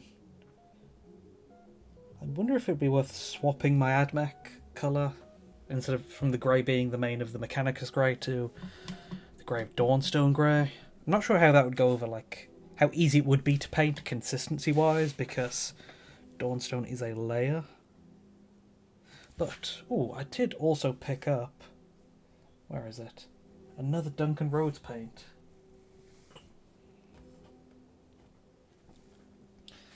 I think it's... What is it? Is it Wizard Grey or Dungeon? I think it's a bit brighter than... I think it... No. Carcadon Grey. Obviously made for the Space Sharks fan chapter.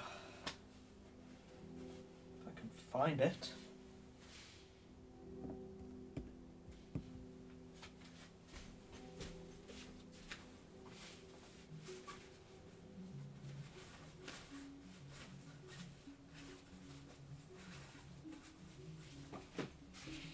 Here it is. Carcadon Grey. So I might re-examine my AdMech paint scheme a little. I might swap a grey or two. Just because I have... I've mentioned it once or twice in videos where I've got mostly Games Workshop stuff, but I am trying to branch out. Because Games Workshop stuff is only going to get more expensive, and it's not the... It's alright quality-wise, but there's a few areas where there's a few specific areas and colours where it's lacking, and it's not the best value-wise for its price. And I have had good experiences with Duncan Rhodes' stuff. I wonder if they got a good orange I can try out too. But, okay then, I think that might be all the oranges, which that means all the big parts of the scheme would be in place.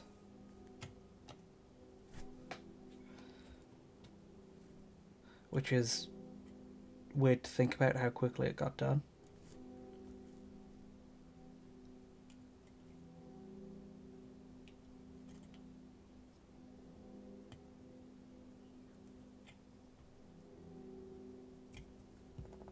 But then that means we can start moving on to the details. So that's the smaller bits, like picking out all the wire colours, which would be red, and then starting to do some of the base colours for like the optics. Because for my optics, I always paint them white and then do a contrast over them for a very easy glow effect.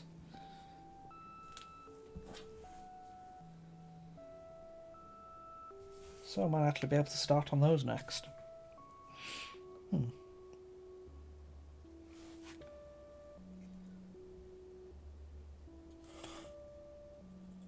there he is in his current state. Oh.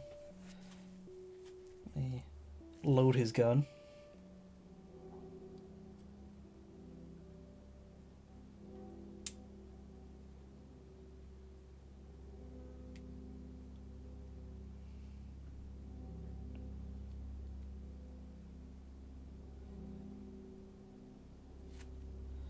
There it is.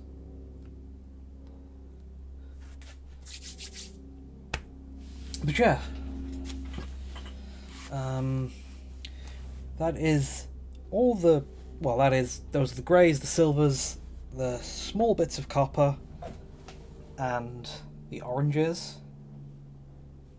Might see if there's anywhere I can fix up or clean up a little. The missile pods are from an Armiger Dooncrawler, but they are the top half of them. Let me get my Dooncrawler out. Even though it's converted, it still uses the missile barrel as a whole, missile box as a whole. But you can see that I cut the top half and then use a Cataphren weapon mount to hold it. But yeah.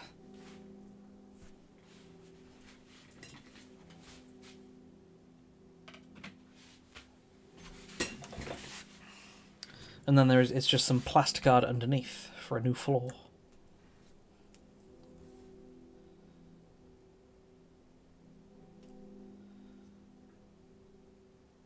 But that is a good chunk of painting done. Yeah. I always have a lot of spare Dooncrawler parts, so I use them a lot. Like I use the Dooncrawler foot pads for the feet for him. I use the Dooncrawler things for the eyes. Always pick a lot from that kit. But yes, that is the next step of painting. And given it's about 2 hours in, that's good for close enough for a nice hourly break. So I will be back in a minute.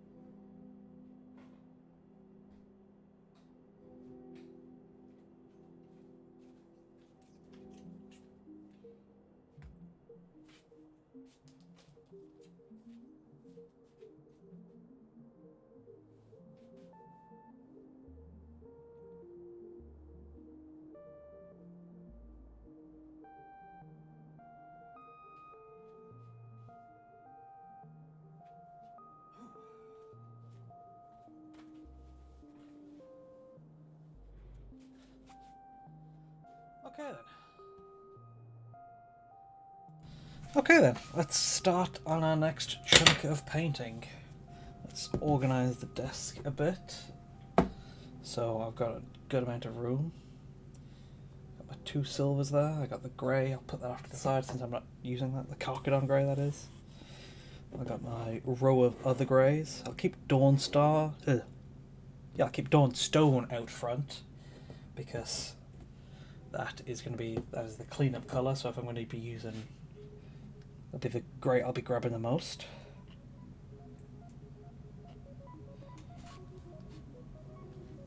There's the orange there too.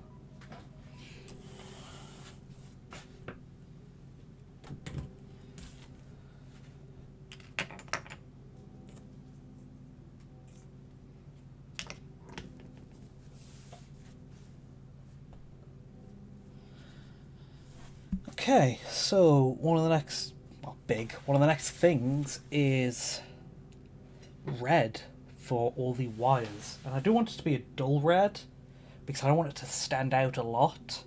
The wires, yeah, it'll be the same red as I used for my tank head, because you can see there is red there, a few other spots too, but it is an interesting different colour to bring in. He's a bit dusty, so let me get my duster brush.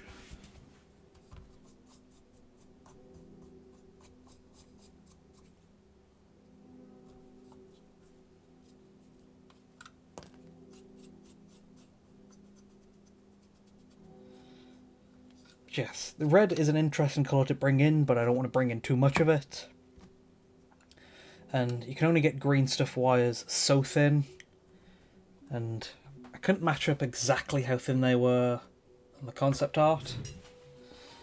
So the area is bigger than expected compared to the inspiration model. So I want to be careful not to add too much red, because I don't want it to be too noticeable. I also do need to start building up some bases of light greys into whites for the effect paints I'll be doing later. So I've got corn red and grey sear.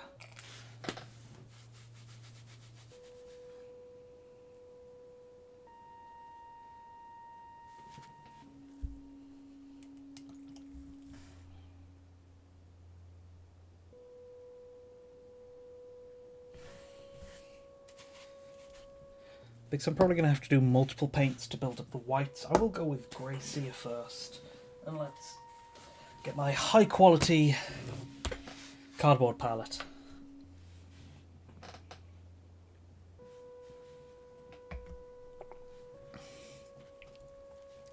It's hard to build up bright colours on dark spots, and considering I start with a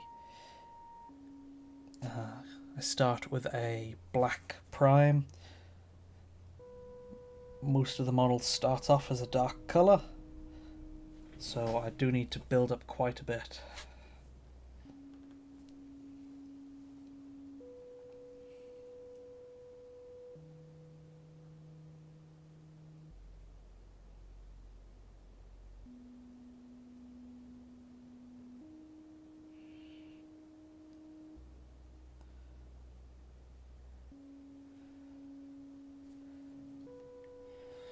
That's good.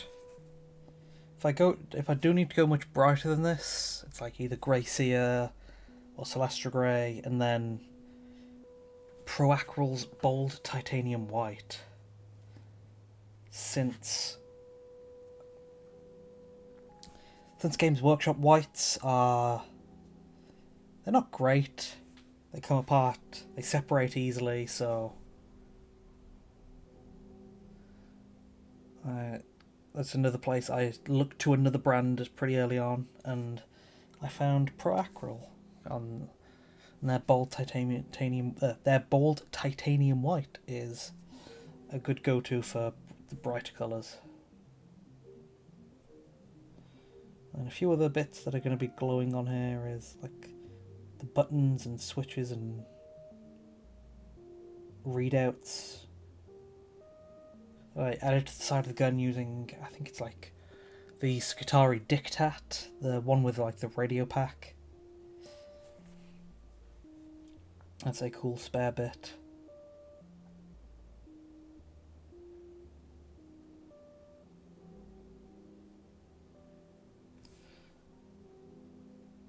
So I'm just kind of getting a base of that on there for now.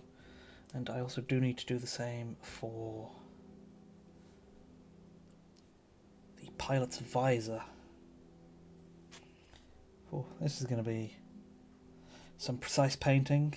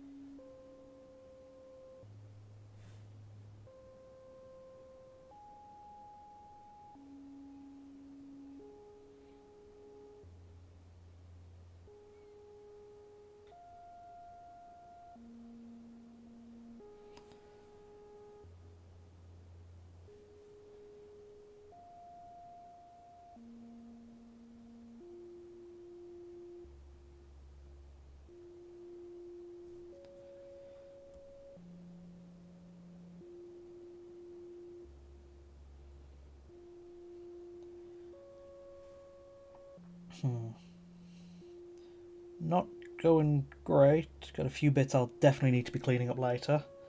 But we'll see. And then I'm going to thin this down a lot. So next I can, like, there we go, use it as like a shade to have it get in all the cracks to make it look like something is glowing from the inside.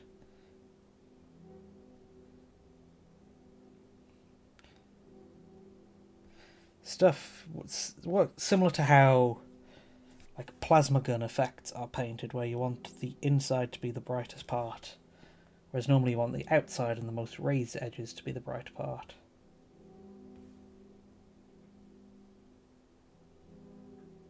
Because I'm using this for the battery, because I wanted to make it look like it is the Titanfall battery, where it's like the inside is glowing green.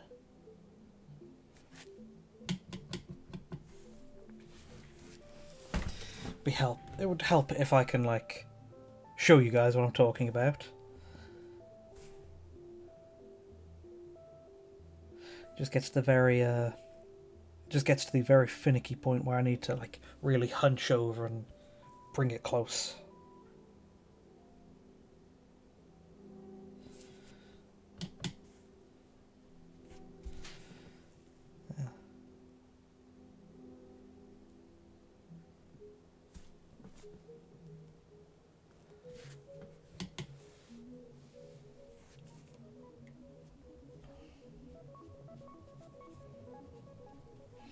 Then what are some glowy spots on here I need to deal with? Let's get the missile pods off so they don't fall while painting.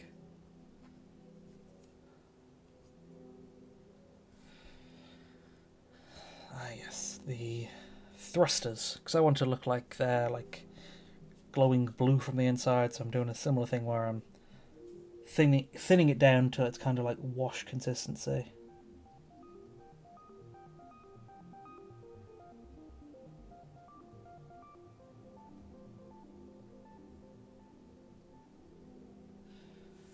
Just like getting it into all the middle of the thrusters.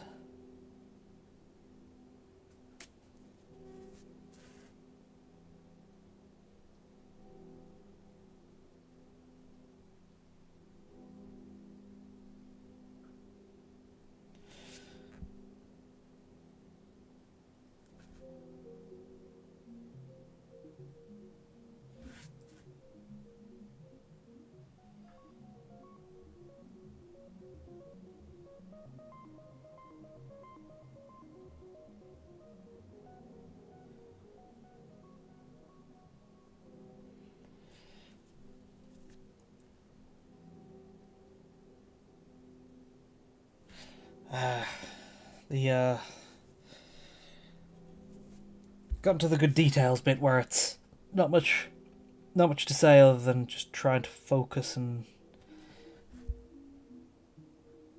not mess up what I'm painting.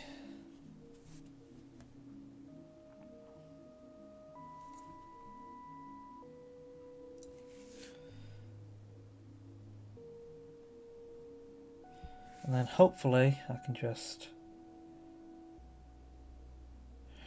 throw my athematic blue contrast on top of here once I'm done, and it'll turn this recess shaded white into a blue glow.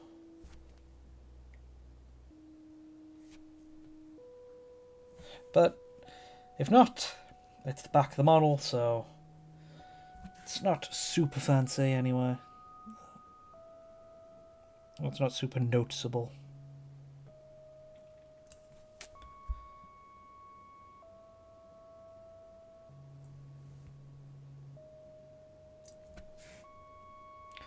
Because I've seen some very fancy painting techniques for like Space Marine jump packs, where they do a similar thing where it's a blue glow coming from the inside. But it requires so many layers of building up the glow as most effects do. and I've been able to use contrast as a nice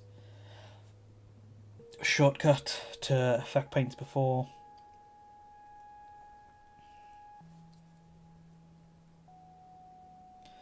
So I figured let's try here too. And it does work because, well, I hope it does work because I mentioned before that it's effects paints. I mentioned that it's effects paints for Space Marine jump packs, and these are thrusters made from Space Marine jump packs. Let me get my other desk light focusing on so I can really reach the insides of this bigger thruster.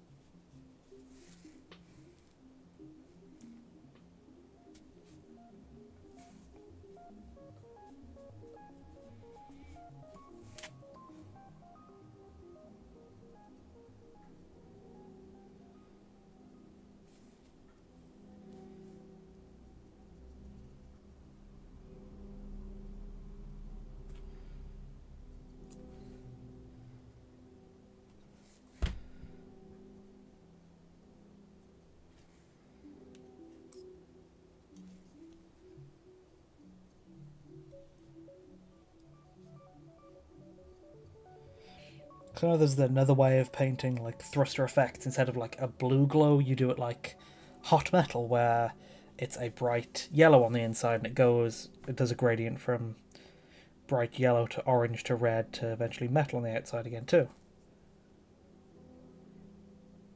Yeah, full video on this. I'm currently working on it too, but need to finish painting the model itself first. But hopefully, I've been trying a different thing where I've been making the video at the same time I've been making the model. Because normally I wait till the model is done and then make the video. But I'm trying it differently, where hopefully this means that both like the finished model pictures and the video gets done at the same time, and it might be quicker. I'm still figuring out a good schedule and timing and whatnot, but it won't be too far behind the model being done and the video on it.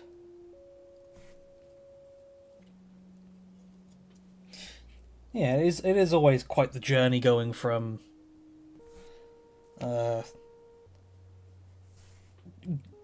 saying exactly how I made the model, because it starts with very basic stuff, like it's an Armiger skeleton and a sphere. Thank you. Yeah, the Armiger is shaping up pretty well right now.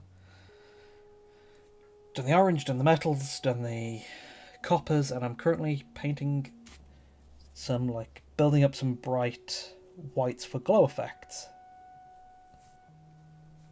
So, putting some whites in the thrusters to try and hopefully get a glow there, and then I am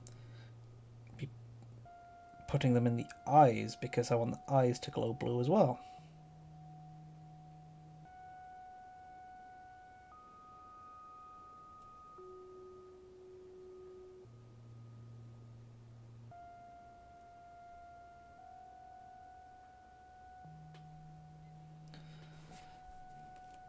Because I do love my very easy effects painting by using contrast. So I'm getting these a bright base colour,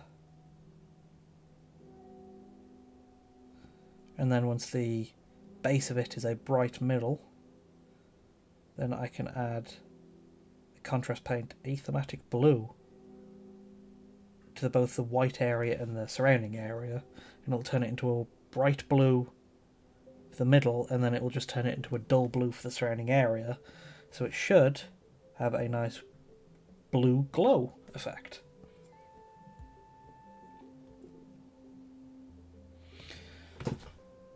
Whew.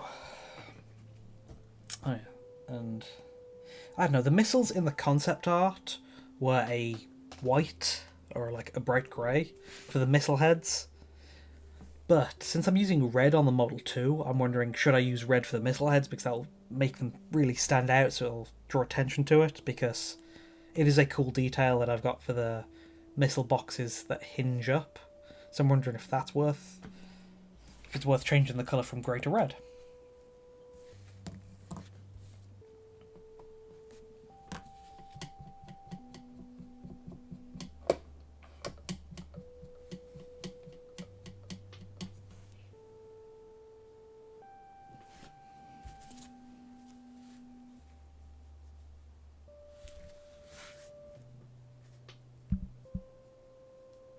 What other parts do I want?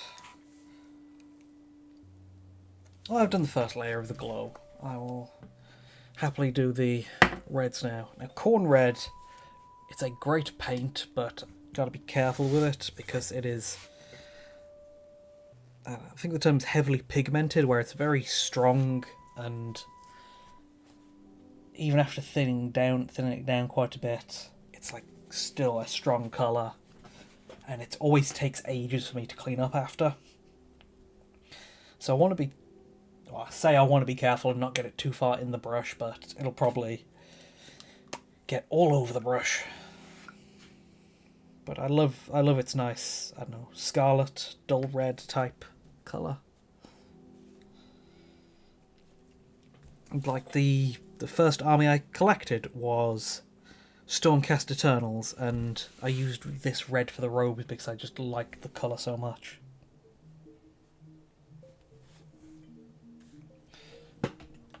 Yeah, make the missiles stand out. Yeah, I think I will paint them red then. So, the first simple red is going to be on for the wires on the insides of the calves. So right here and here.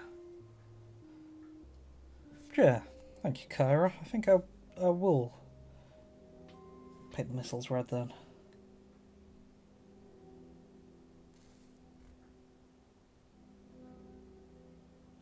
Helps having a live audience to chat to, because there'll be some bits where, there's a lot of decisions I get stuck on, especially in the building part, where it's like, do I go with this bit, or that bit might be good, but I'd need to like hack it all apart to get the exact part I want.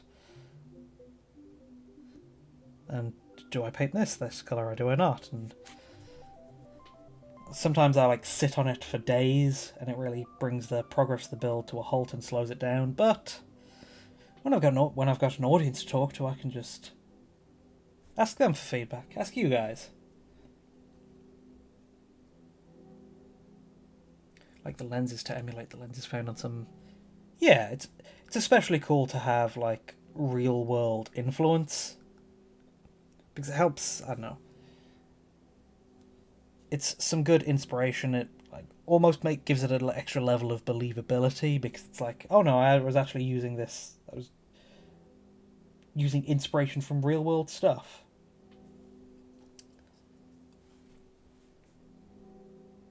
And there's lots of fancy technology in real world stuff. Like building this Northstar, there was a few points where it's like I recognize that like design element from an aircraft I used in Armored Core, in Ace Combat, another AC. And it's just helps make a science fiction thing more believable by using science fact. Like, there's a detail... Uh-oh. I got some paint on me. Need to check, where's that coming from? Did I not mess up the model a bit? Looks okay. But yes, there's an element that I really like on the Northstar where the very top of his head, it is a weird flap-looking thing. And I recognise that from planes, like, oh, that isn't like an air brake. It flaps up to increase more resistance. So that's what this fin at the top is. Yeah, Titanfall Titanfall's like grounded design language is amazing because there's so many, like for decals as well. Decals is a great one where you can have like warning marks and no step and stripe lines, and it just really helps make this stuff feel real.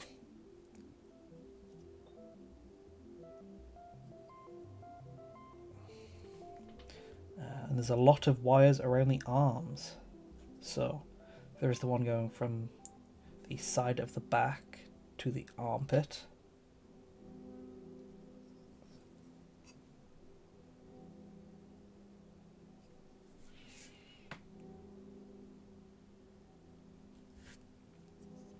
There was a big shift in mecha design, I think it's like from the 70s to 80s and 90s, and what's got us to our modern mech design where it's like way more realistic. Since 70s it was like super robots where they were just basically robotic superheroes and they could do anything, and it was cool for the stories at the time, but then the real robot genre started coming in. They started gaining more influence from realistic stuff, and it gave it a whole new dimension.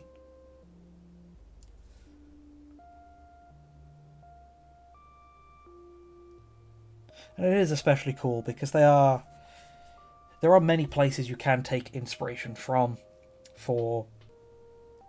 because these, if you want to do them realistically, they are like most often military expensive pieces of equipment, and you've got lots of parallels between both tanks and planes, and there's countless sources of inspiration for that, and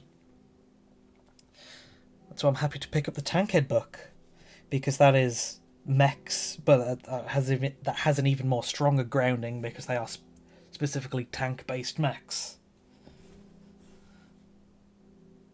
Like I did learn a lot when making my Tankhead, specifically because I did the Onager Tankhead using the Onager Doomcrawler, and when looking through the Tankheads to decide what one to make, I noticed, hey, that's one which has a gun on like the side of the chassis. That's a lot like the Onager, where it has a gun on coming off the side of the chassis. And looking more into it, it was the M3 or Lee Tankhead, and it was based off, I think, the M3 or Grant tank. And that made me take another look at the Onager design and go, wow, that Onager design is also based on that tank. And it's like, it gave me a whole new level of understanding of what inspired AdMech vehicles. So, like, understanding tank stuff can help you better understand mech stuff. Which is, like... and it was amazing. Well, amazing's, like, talking a bit much, but it was very cool to find out. Like, that's happened a few times with... Like, I mentioned it just before with the air brake on this, where converting a model based off a design you like, it makes you almost like study that design, and you can like understand a lot more about it because of it.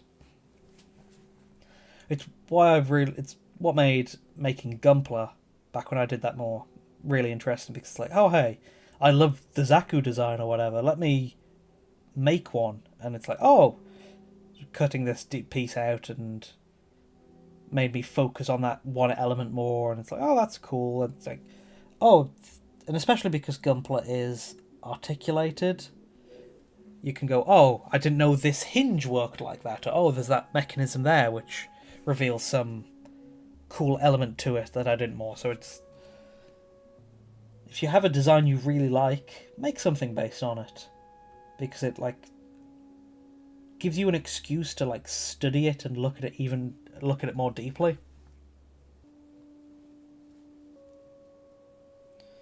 Oh boy, these wires are in kind of precarious places. So when going to hold the armiger in one position to get a good angle at painting one wire, I accidentally like touch another wire. So I want to be careful. Very careful.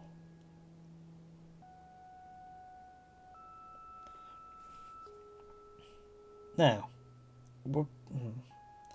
it would be better to do 2 coats of this red if I want to get a clear colour. But, like I went on a bit of a tangent about before, I don't want to introduce too much red. So, I think 1 coat, and then only specifically doing the areas which were patchy before, is what I'll be doing here.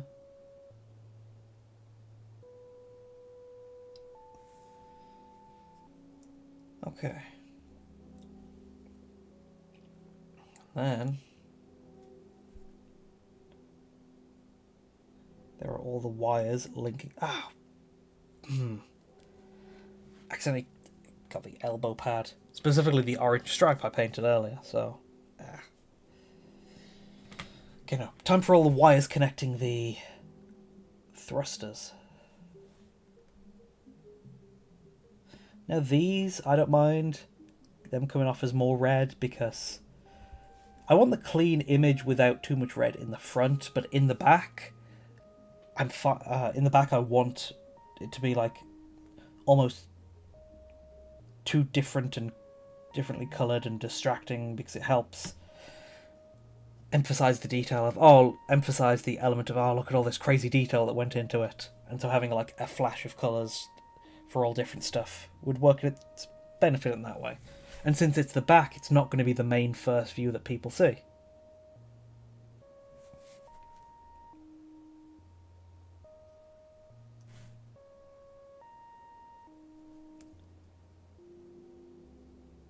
So it's just, I want to use this paint like this in this way, but then I don't want to use that paint like that in that other way. Just to give some like visual variety and get multiple uses out of the same paints. Or same design elements. Talking about it a bit more grandly.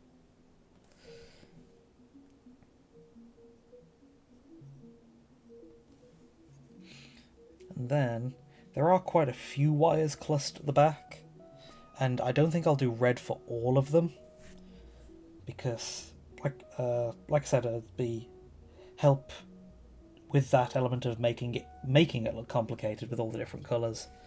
So I've got the wires connecting the thrusters to the back, which I'll do red, but then there's just some wires randomly on the back, like lining up and connecting some other details. So I don't know whether to do those. I don't think I'll do those orange. That is another go-to colour. That is another colour on the model that it would be a good idea to reuse, but I won't do that because I don't want to have it too much orange because there is already orange on the like rings on the thrusters. So instead, I'll see if I can pick out a green, because that is another colour I sometimes use for wires, and it is complementary to the red. It's complementary is the right term. It works well with the red because red and green. Apologies to any red-green colourblind viewers, because that probably won't give the same visual effect at that point.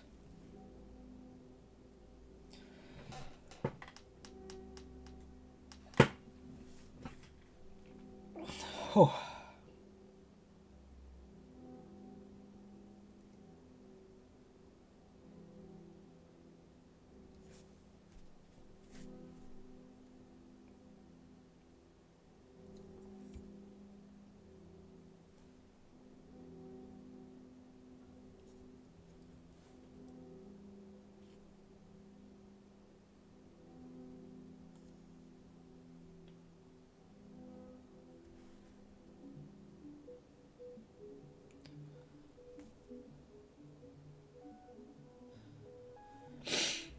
Oh.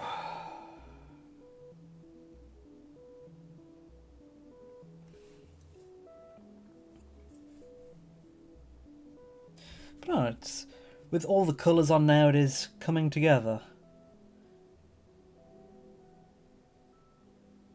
Because when it was just the greys and metals on dry brush before, I was getting I was a tad worried that, oh no, it's not, it's looking too plain, it's not going to be cool. But it is shaping up a bit better now. So many, the wires twist and go all over, and there's so many different angles you can see them at that I'm just rotating to make sure I hit everything.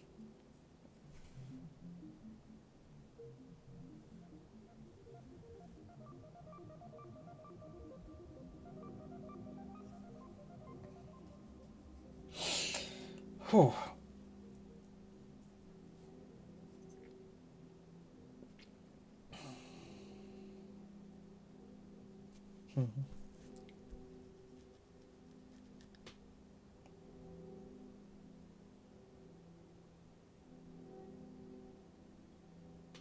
That's enough for the first coat on the main element of the model itself.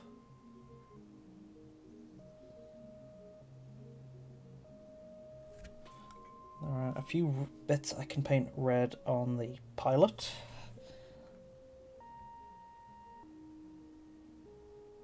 Okay, some details and buttons and levers and screens on his forearms.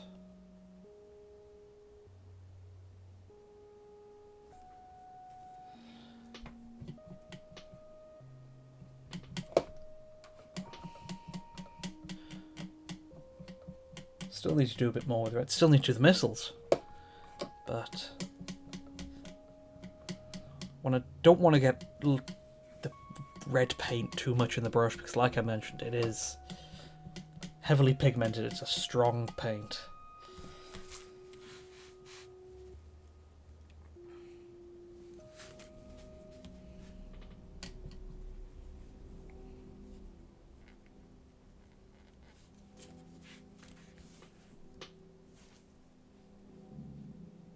Oh yeah, there are some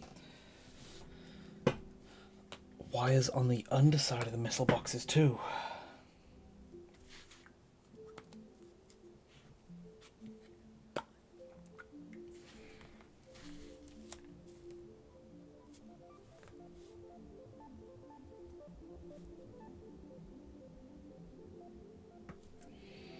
So, where are the wires here?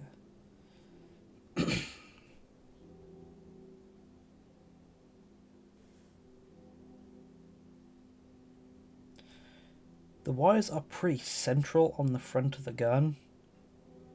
So I feel like, and there's 3 of them.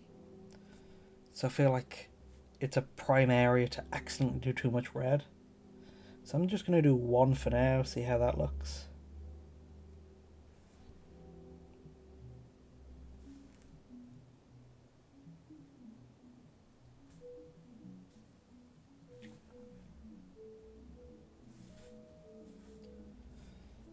Well, 1 big one, and then there is a cool small detail, cool small wire built into a part I used, that I'm going to do red just to...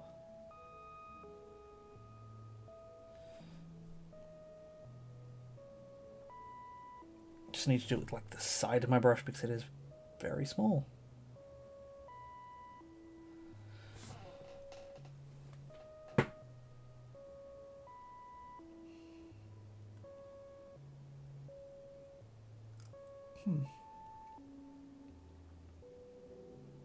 Anywhere else on this that needs to be red?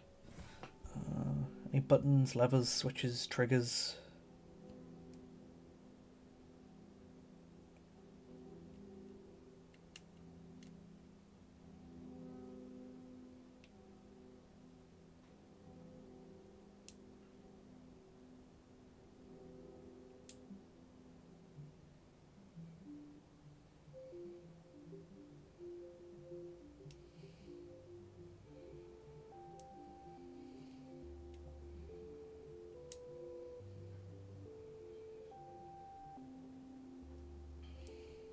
Oh yeah, there's the same wire on the other part of the piece.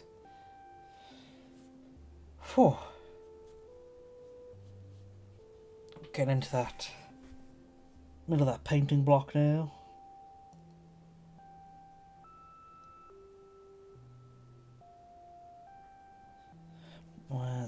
It's a lot to paint, but I think I might be... I mean, in the most difficult bit of stuff to paint, because it's all the details that require a lot of finickiness, but once I'm past this hump, then it's smooth sailing.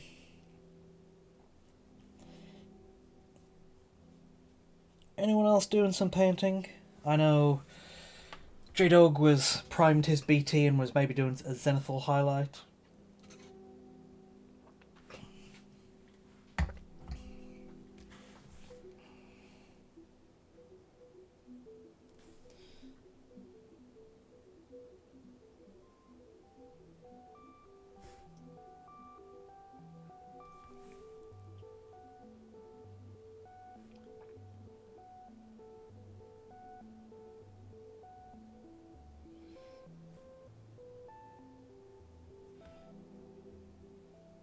Got the nice wire on the underside of the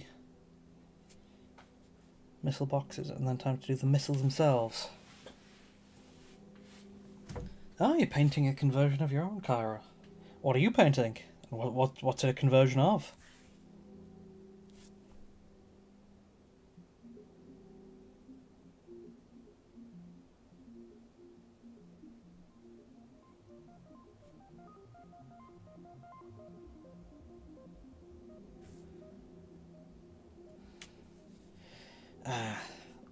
Missiles are nice and easy to paint.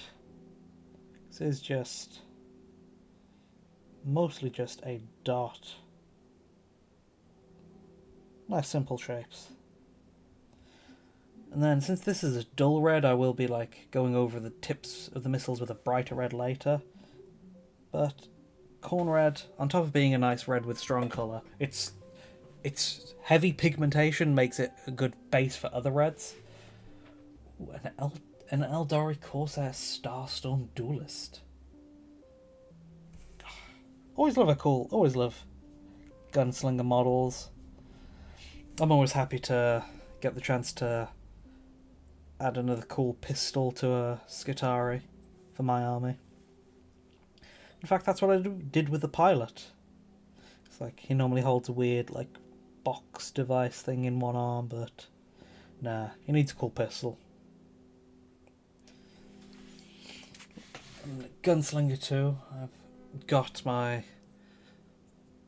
Cowboy Skitarii on my desk too, where it's like gave him like the top of a trench coat and used some of Kitto's 3D printed Cowboy Skitarii heads. Real nice. But yeah, hope your Eldari Corsair goes well. The Corsair, they are like the Eldar space pirates, right? I can see how the gunslingerness would be very, very apt for them. What scheme is that in? Because I think the default is like kind of like dark emeraldy green. But it seems like one of those things where it's perfect for a myriad of different schemes, because each Corsair boat or crew or whatever they call the different versions of them could have their own great livery.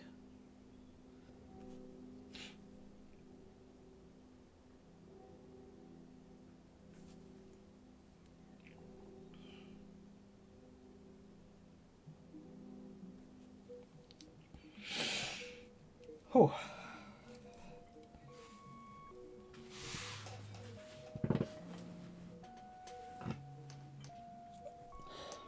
Oh, I also need to be painting some of the base too.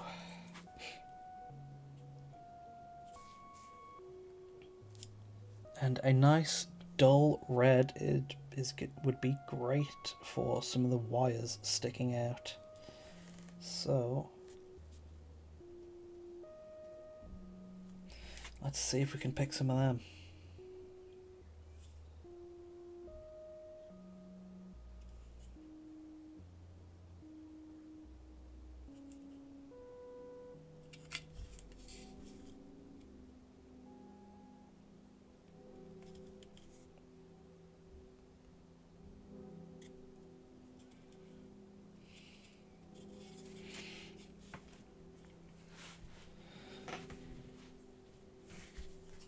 Extended is, yeah, on the box it's a dark turquoise, but there isn't. Yeah, they're a pirate faction, if I'm remembering that correctly. So, any and all wild schemes.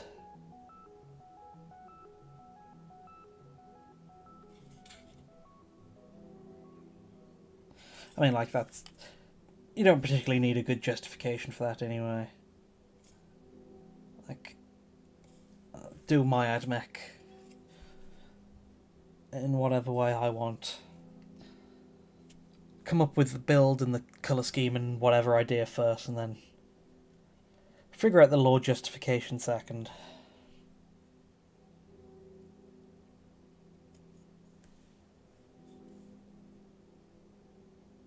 It is getting very finicky to pick out all the wires beneath the armour panels.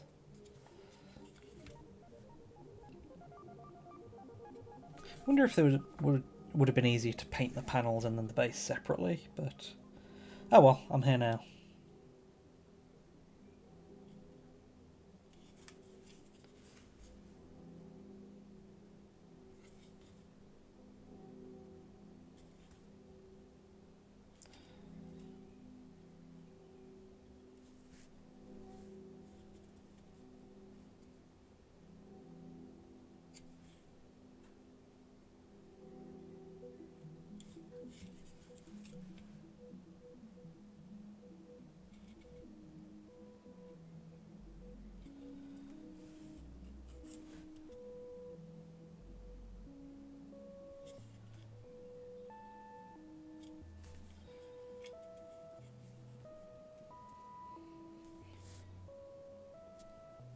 I'll see one last wire I can pick out.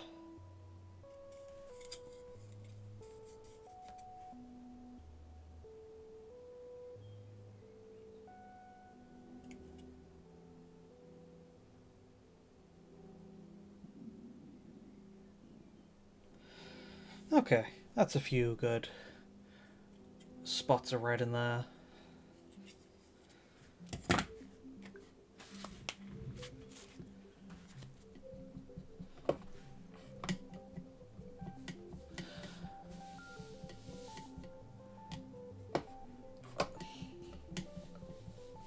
Bone white with purple cloaks and orange gradient. Ooh, that does sound very nice. I do love my like white colour schemes, like main white and then have other accents.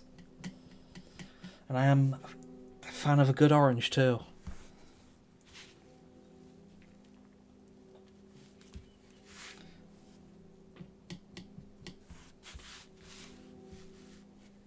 In fact, I do have like a secondary Stormcast paint scheme where it's marble, but that means predominantly white, and then I did use purple for the cloaks too. Let's see if I can take one out.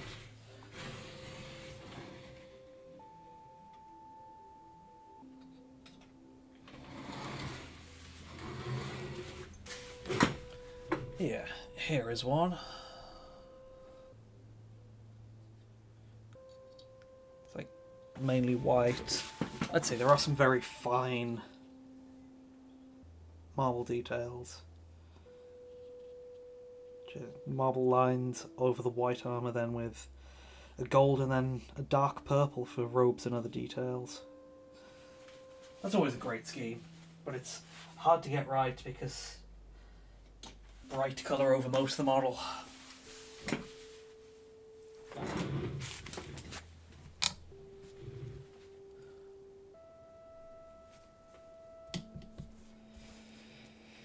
Okay, let's see. Do we need a second coat of grey sear, or do I go straight to a white?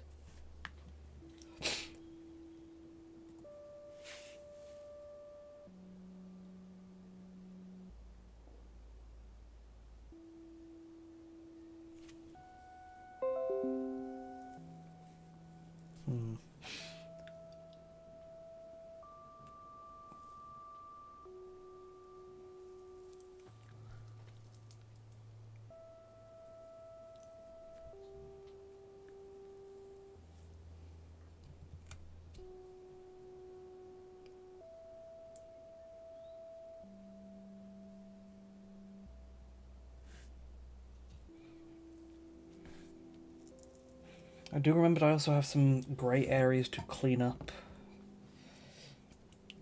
on here. So let's see if I can do a bit of that now.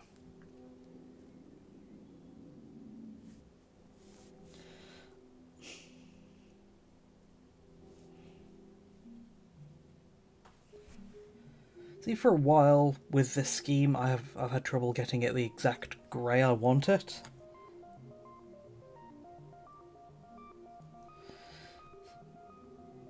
It's like I mentioned, it's inspired by Gunbuster, which is grey, but the grey I've ended up with on my models has always been like a cold bluey grey, as opposed to like a bit brighter and a bit warmer grey.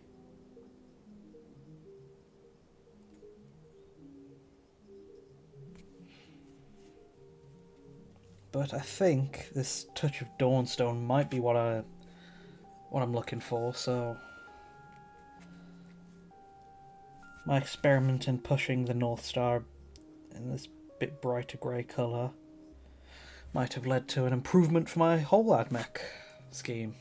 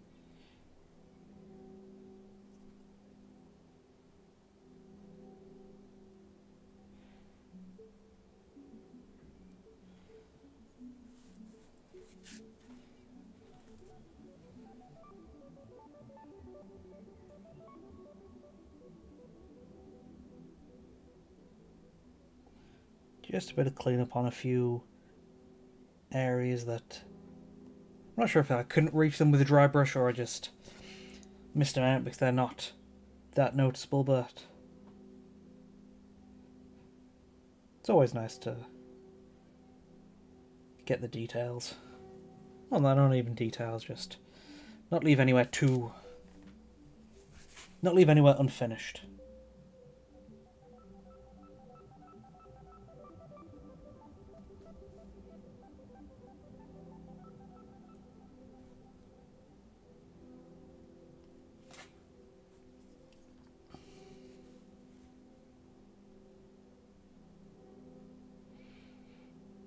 But what always gets me is, I'm fixing this bit, but the paint that's coming off my brush is way too bright. But then, that's just because it's still wet and it dries a tad darker when it's fully set. So it always gives me a bit of a worry that, oh no, I'm messing everything up because this is the wrong grey and this and that, but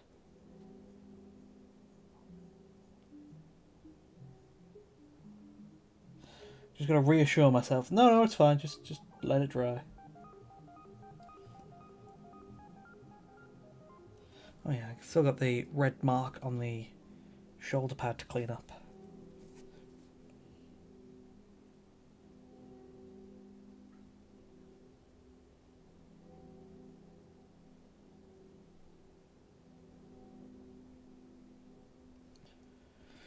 Okay then.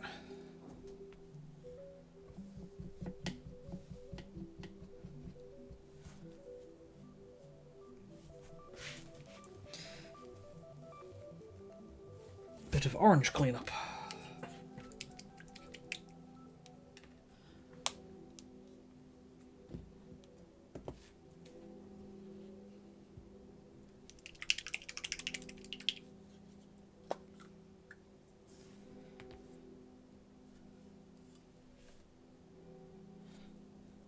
Just try to get not a huge amount.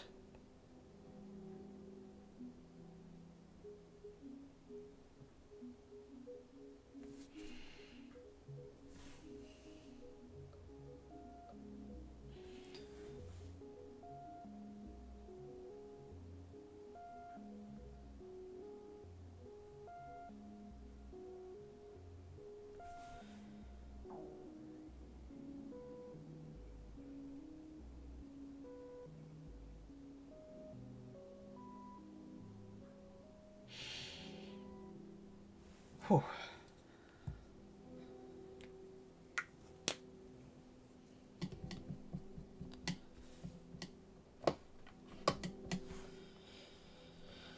Okay, so this is a good point for a check to see how it's all going so far.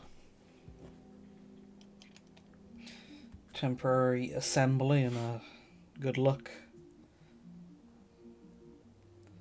from the camera.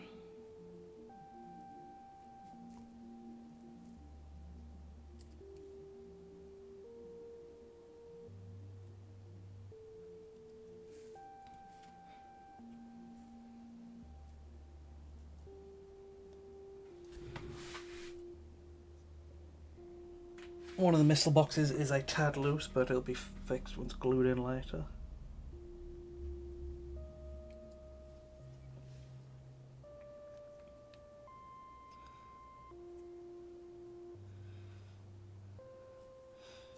Here he is right now, with grey, silver, orange, copper, and a bit of red on it, and a bit of a brighter colour too.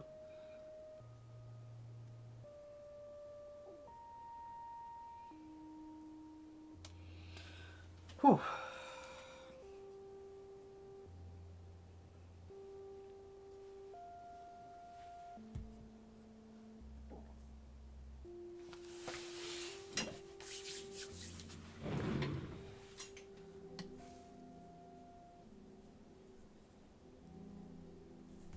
And we're about 3 hours in now, so it's another good time to take a bit of a break. Need to stretch my legs. Been hunched over quite a bit for practicing, well, for focusing.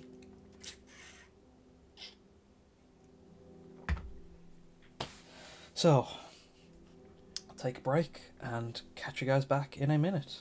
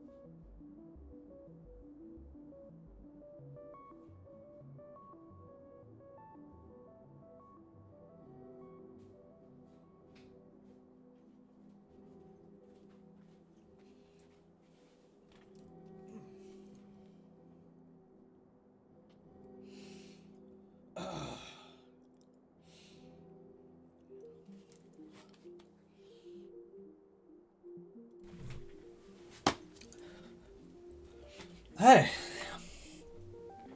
Oh. Need a good stretch. Yeah. Oh, thank you.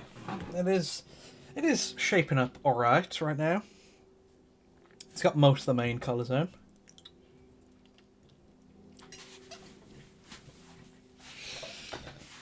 Next, I want to push it a bit brighter for the glowing areas. So I'm not sure if I need, well, if I'm going to do an extra bit of grey cere, or I want to move up to an actual white.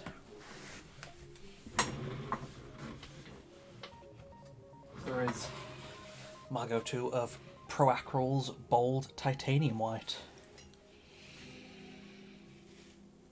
You know what? I think I will. Let's... Oh boy.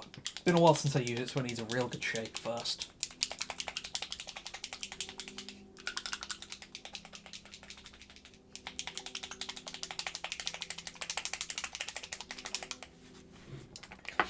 And then I think that might be one of the last... one of the last steps for today.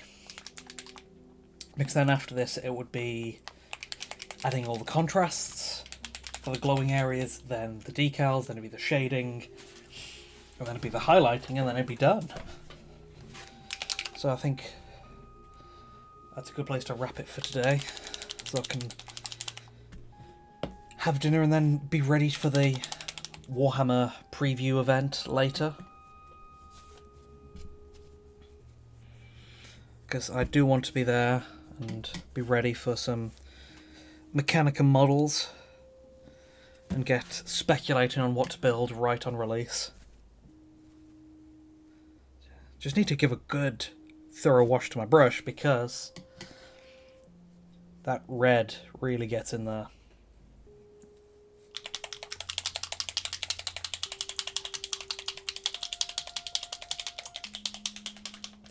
Whew.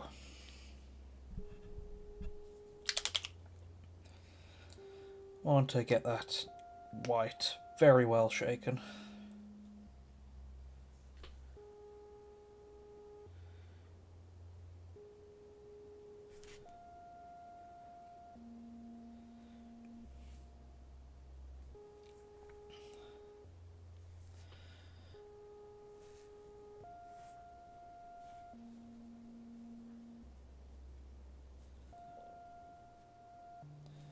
And then the spot we want pure white. Well, I want to use it as a normal paint.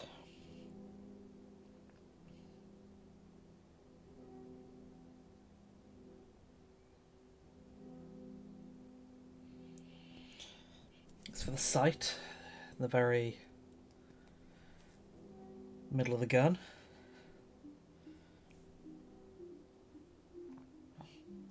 To base coat a few of the lights on the device.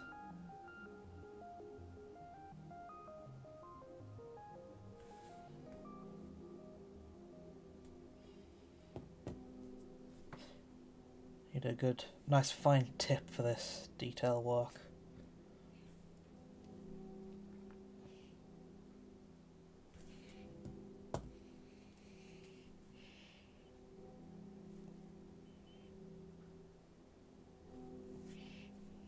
And another area I want to use it for a glow is the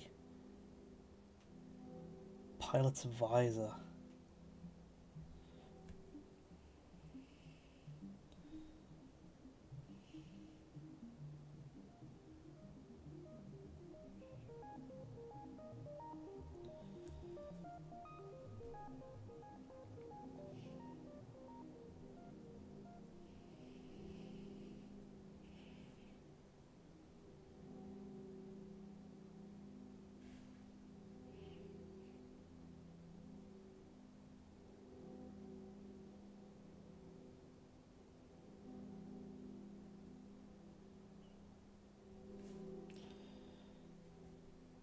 And then, gotta really thin it down to... I wonder if it'd be worth trying to mixing it with some, what is it, lamium medium.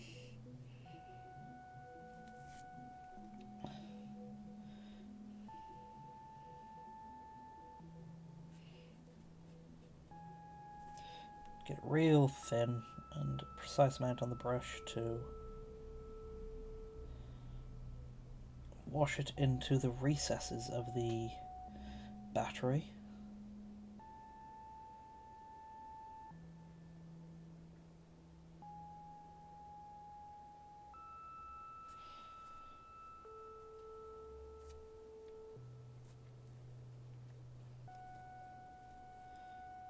Very thin and very little amounts on the brush.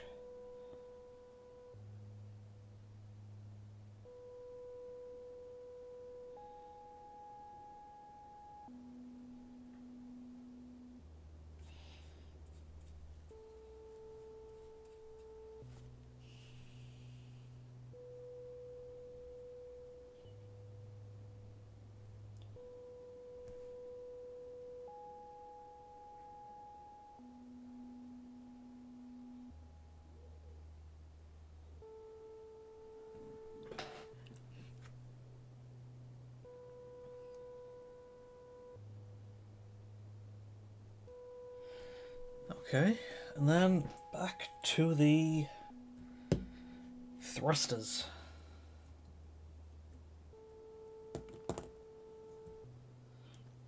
I'm going to paint them in less of an area I did with the grey, just so it's a more concentrated brightness. Like the very middle of the thruster.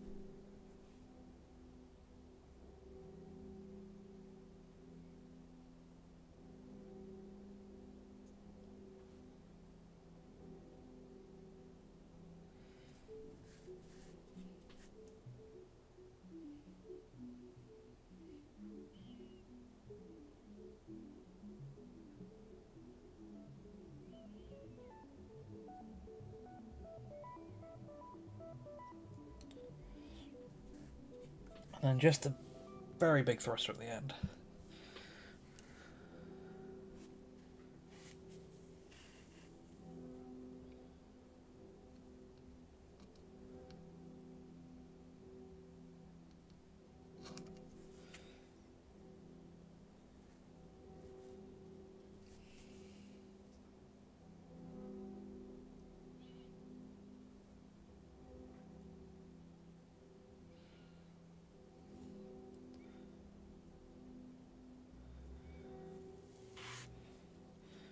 Might have spilt a little, but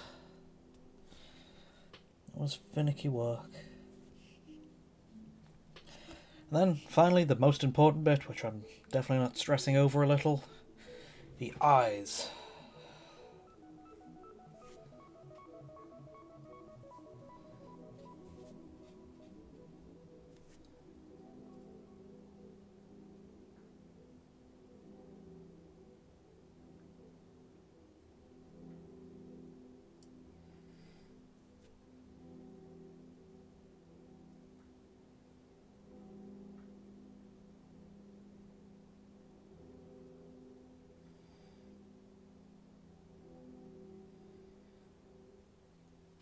Okay.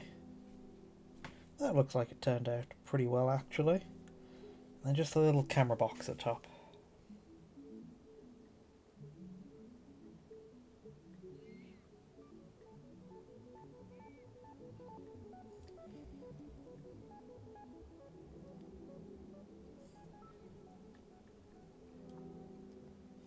Whew. And then there's going to be a fair amount of cleanup for that.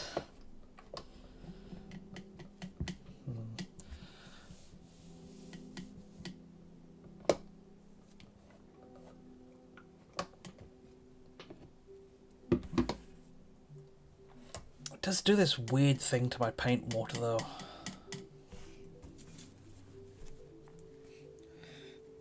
I don't know whether because there's a bit of alcohol left, and I don't know, it might react weirdly with the alcohol in the paint water, but it does mean I have to clean it up.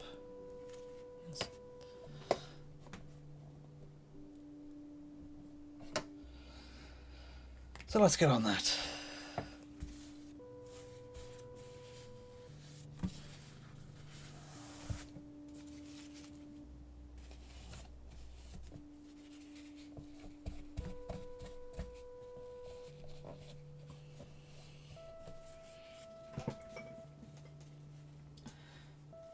But it seems like no white paint is perfect, pretty much.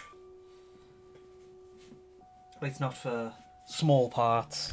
Because if you want to paint a large section white, that's actually probably easier, because you can simply spray paint it.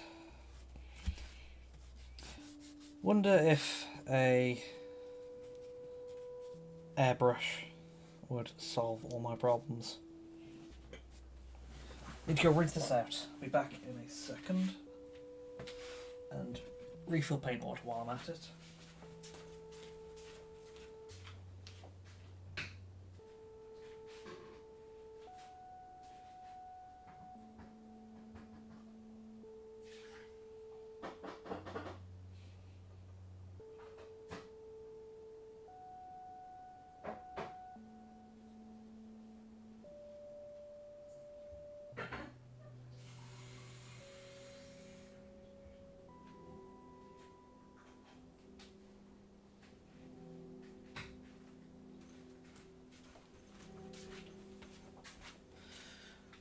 Okay, there we go.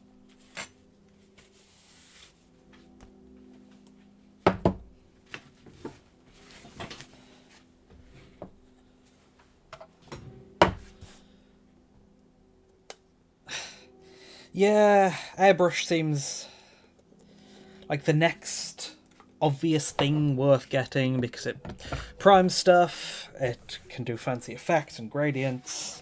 It's not essential, but it does seem like a wise investment.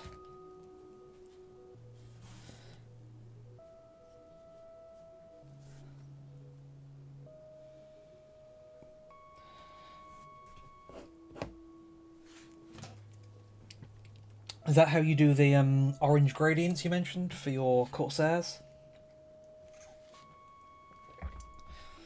Because I remember seeing many different tutorials for here's the perfect way to do like fancy gradients for Eldar vehicles and even some Harlequin stuff using airbrush and masking.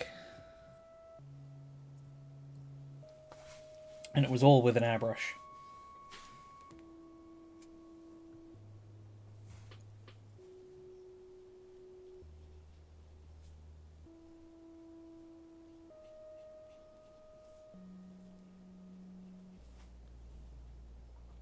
Oh, you stipple it. Interesting. Uh-oh.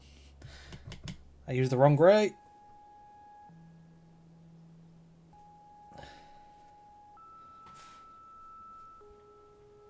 Airbrush for the bone armour. Yeah, spraying on whites or bright colours like bone is the easiest way to do it. I need to go get a cotton bud to clean up that mess.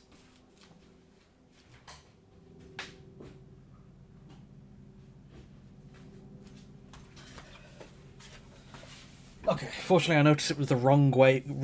It was the wrong grey pretty quick, so I was able to, I don't know, flood it slightly, so the paint didn't dry, so I was able to wash it off. My mistake. Used Administratum Grey instead of Dawnstone.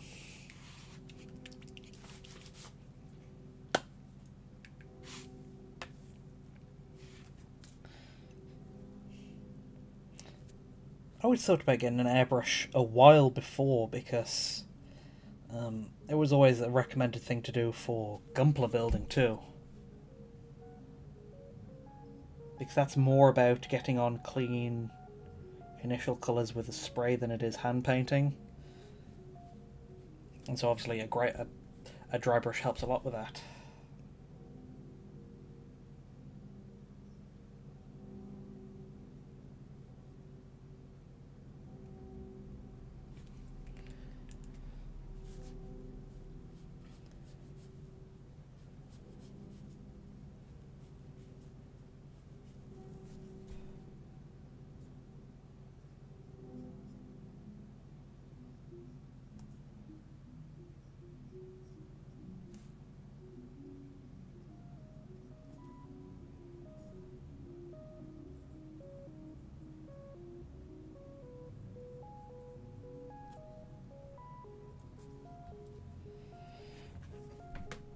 And just another bit of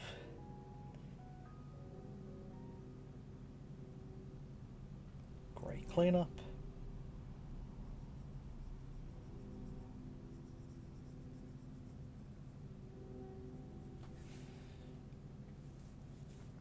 Because I do love my dry brushing, but there aren't areas there are some areas it doesn't reach.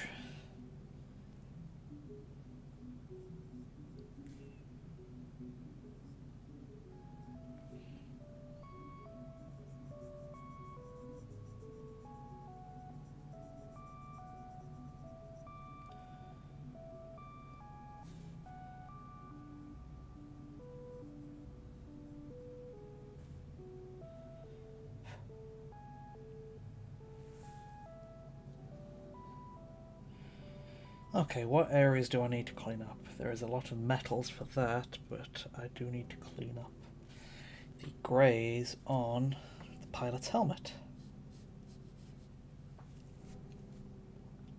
Because I overspilled with the white for the visor.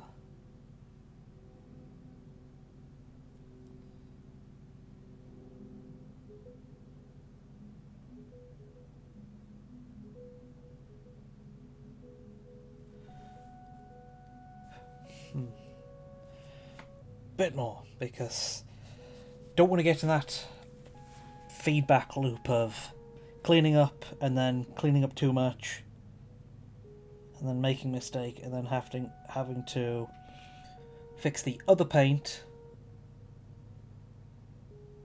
and then just going back and forth with that fix, then overfix, then refix.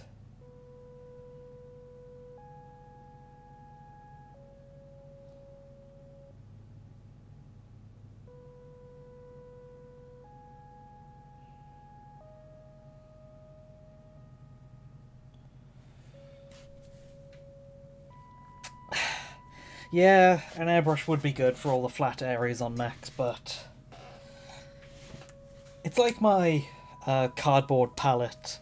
I almost preferred using the harder option, just because I'm used to it now. And it's like, if it's a bit of an attitude of, if it's broke, don't fix it. Because it always scares me a lot to try something new painting wise with a build. Yeah, thank you. It does fit my style because it's like my style has been built around it. So if I were to switch to an airbrush now, I'm not sure how that would change my style. It's like I mentioned with, it's like I said, where I'm a bit scared of changing it almost, because how do I adapt around the change, especially if it's on a build I spent a lot of time in. I definitely don't want to mess up the paint, so I stick with what I know, even if that's even if that's an older or worse technique. But at the same time, sticking with that older or worse technique has gotten me so used to it that it becomes more of my style, and so it's harder to swap back. So it's its own feedback loop. And cleaning up the whites on the metal parts now.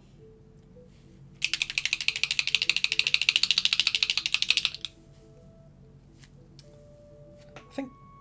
no, plate armor is not the darkest silver from Tooth and Coats. Surcoat silver is the darkest armor from Tooth and Coats.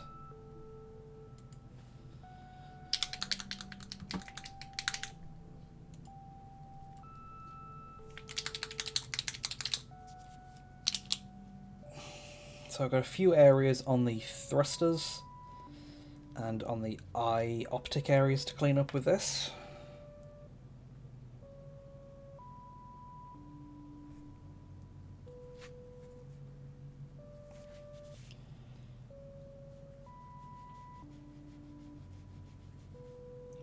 That is weirdly bright.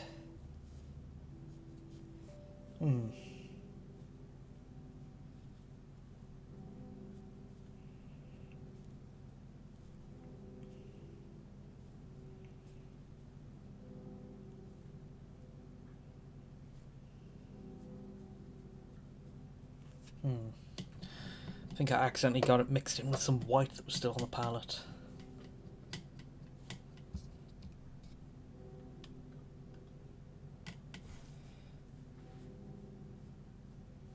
But I do need to see if I can find a darker metal. So yeah, Iron Warriors is previous go-to, which I very much like because it is... it's like coloured triads. I've seen, I think, Army Painter do triads where they sell 3 paints in as part of like a set that's meant to go together, where it's a dark red, a mid red, and a bright red. And specifically, this is your base colour you get everything with, this is the mid you build on it with, and this is the bright you use for highlights.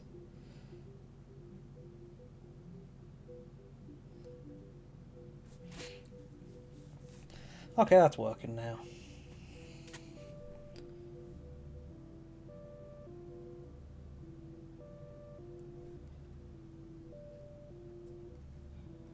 Ooh. I might need one last bit of white.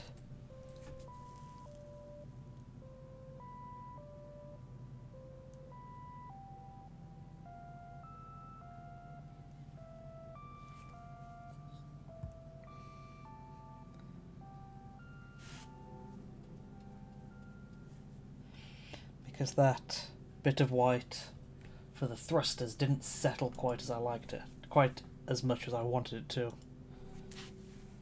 So...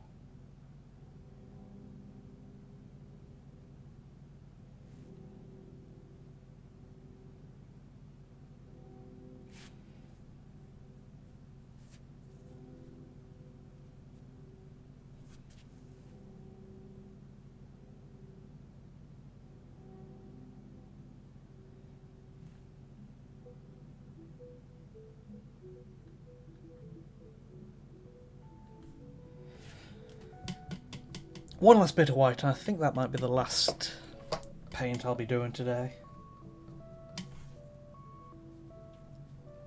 But I got some good progress done.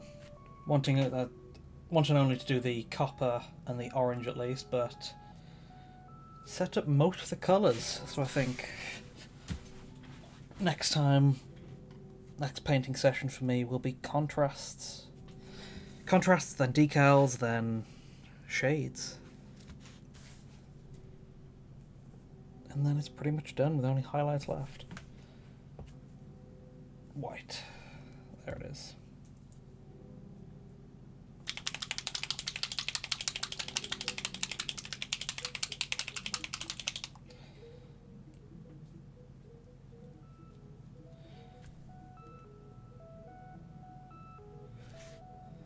Probably way more than I need, but there you go.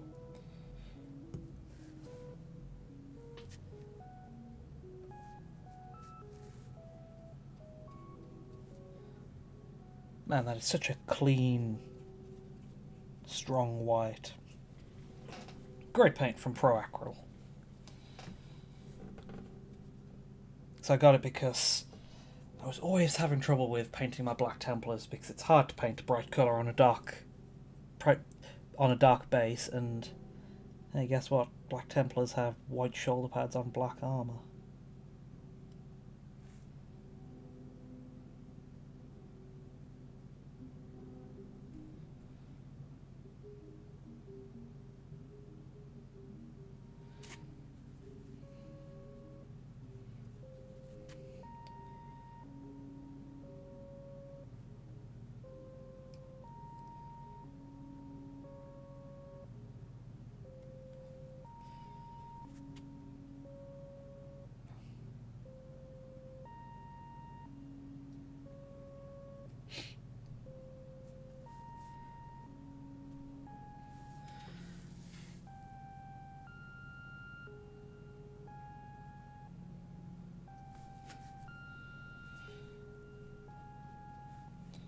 I need to really get some white on the inside of this big thruster.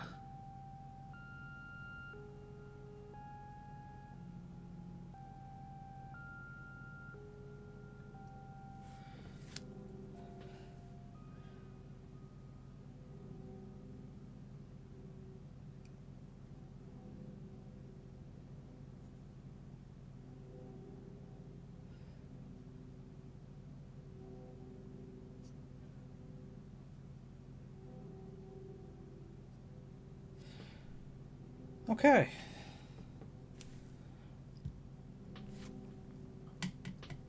I'll just lay it on its front so it settles even, hopefully.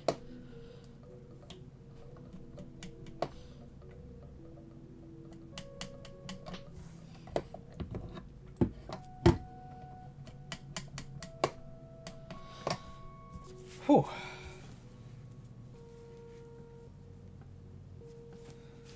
I think that has been a good painting stream. Almost 4 hours, and I was able to get pretty much all the regular colours done.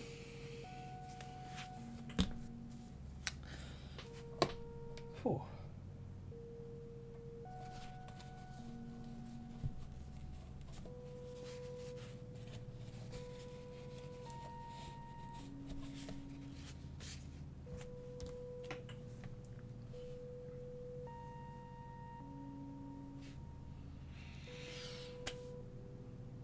But thank you for showing up. Yeah.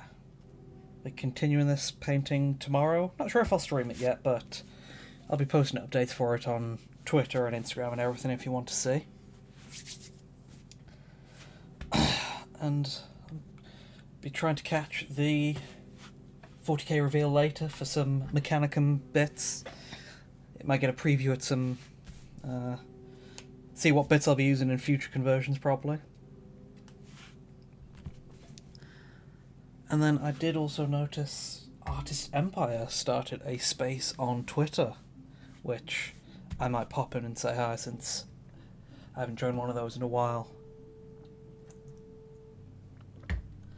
But thank you for showing up here, and keep an eye on my channel for the full video on this guy going up soon, hopefully. And I'll be seeing you guys around.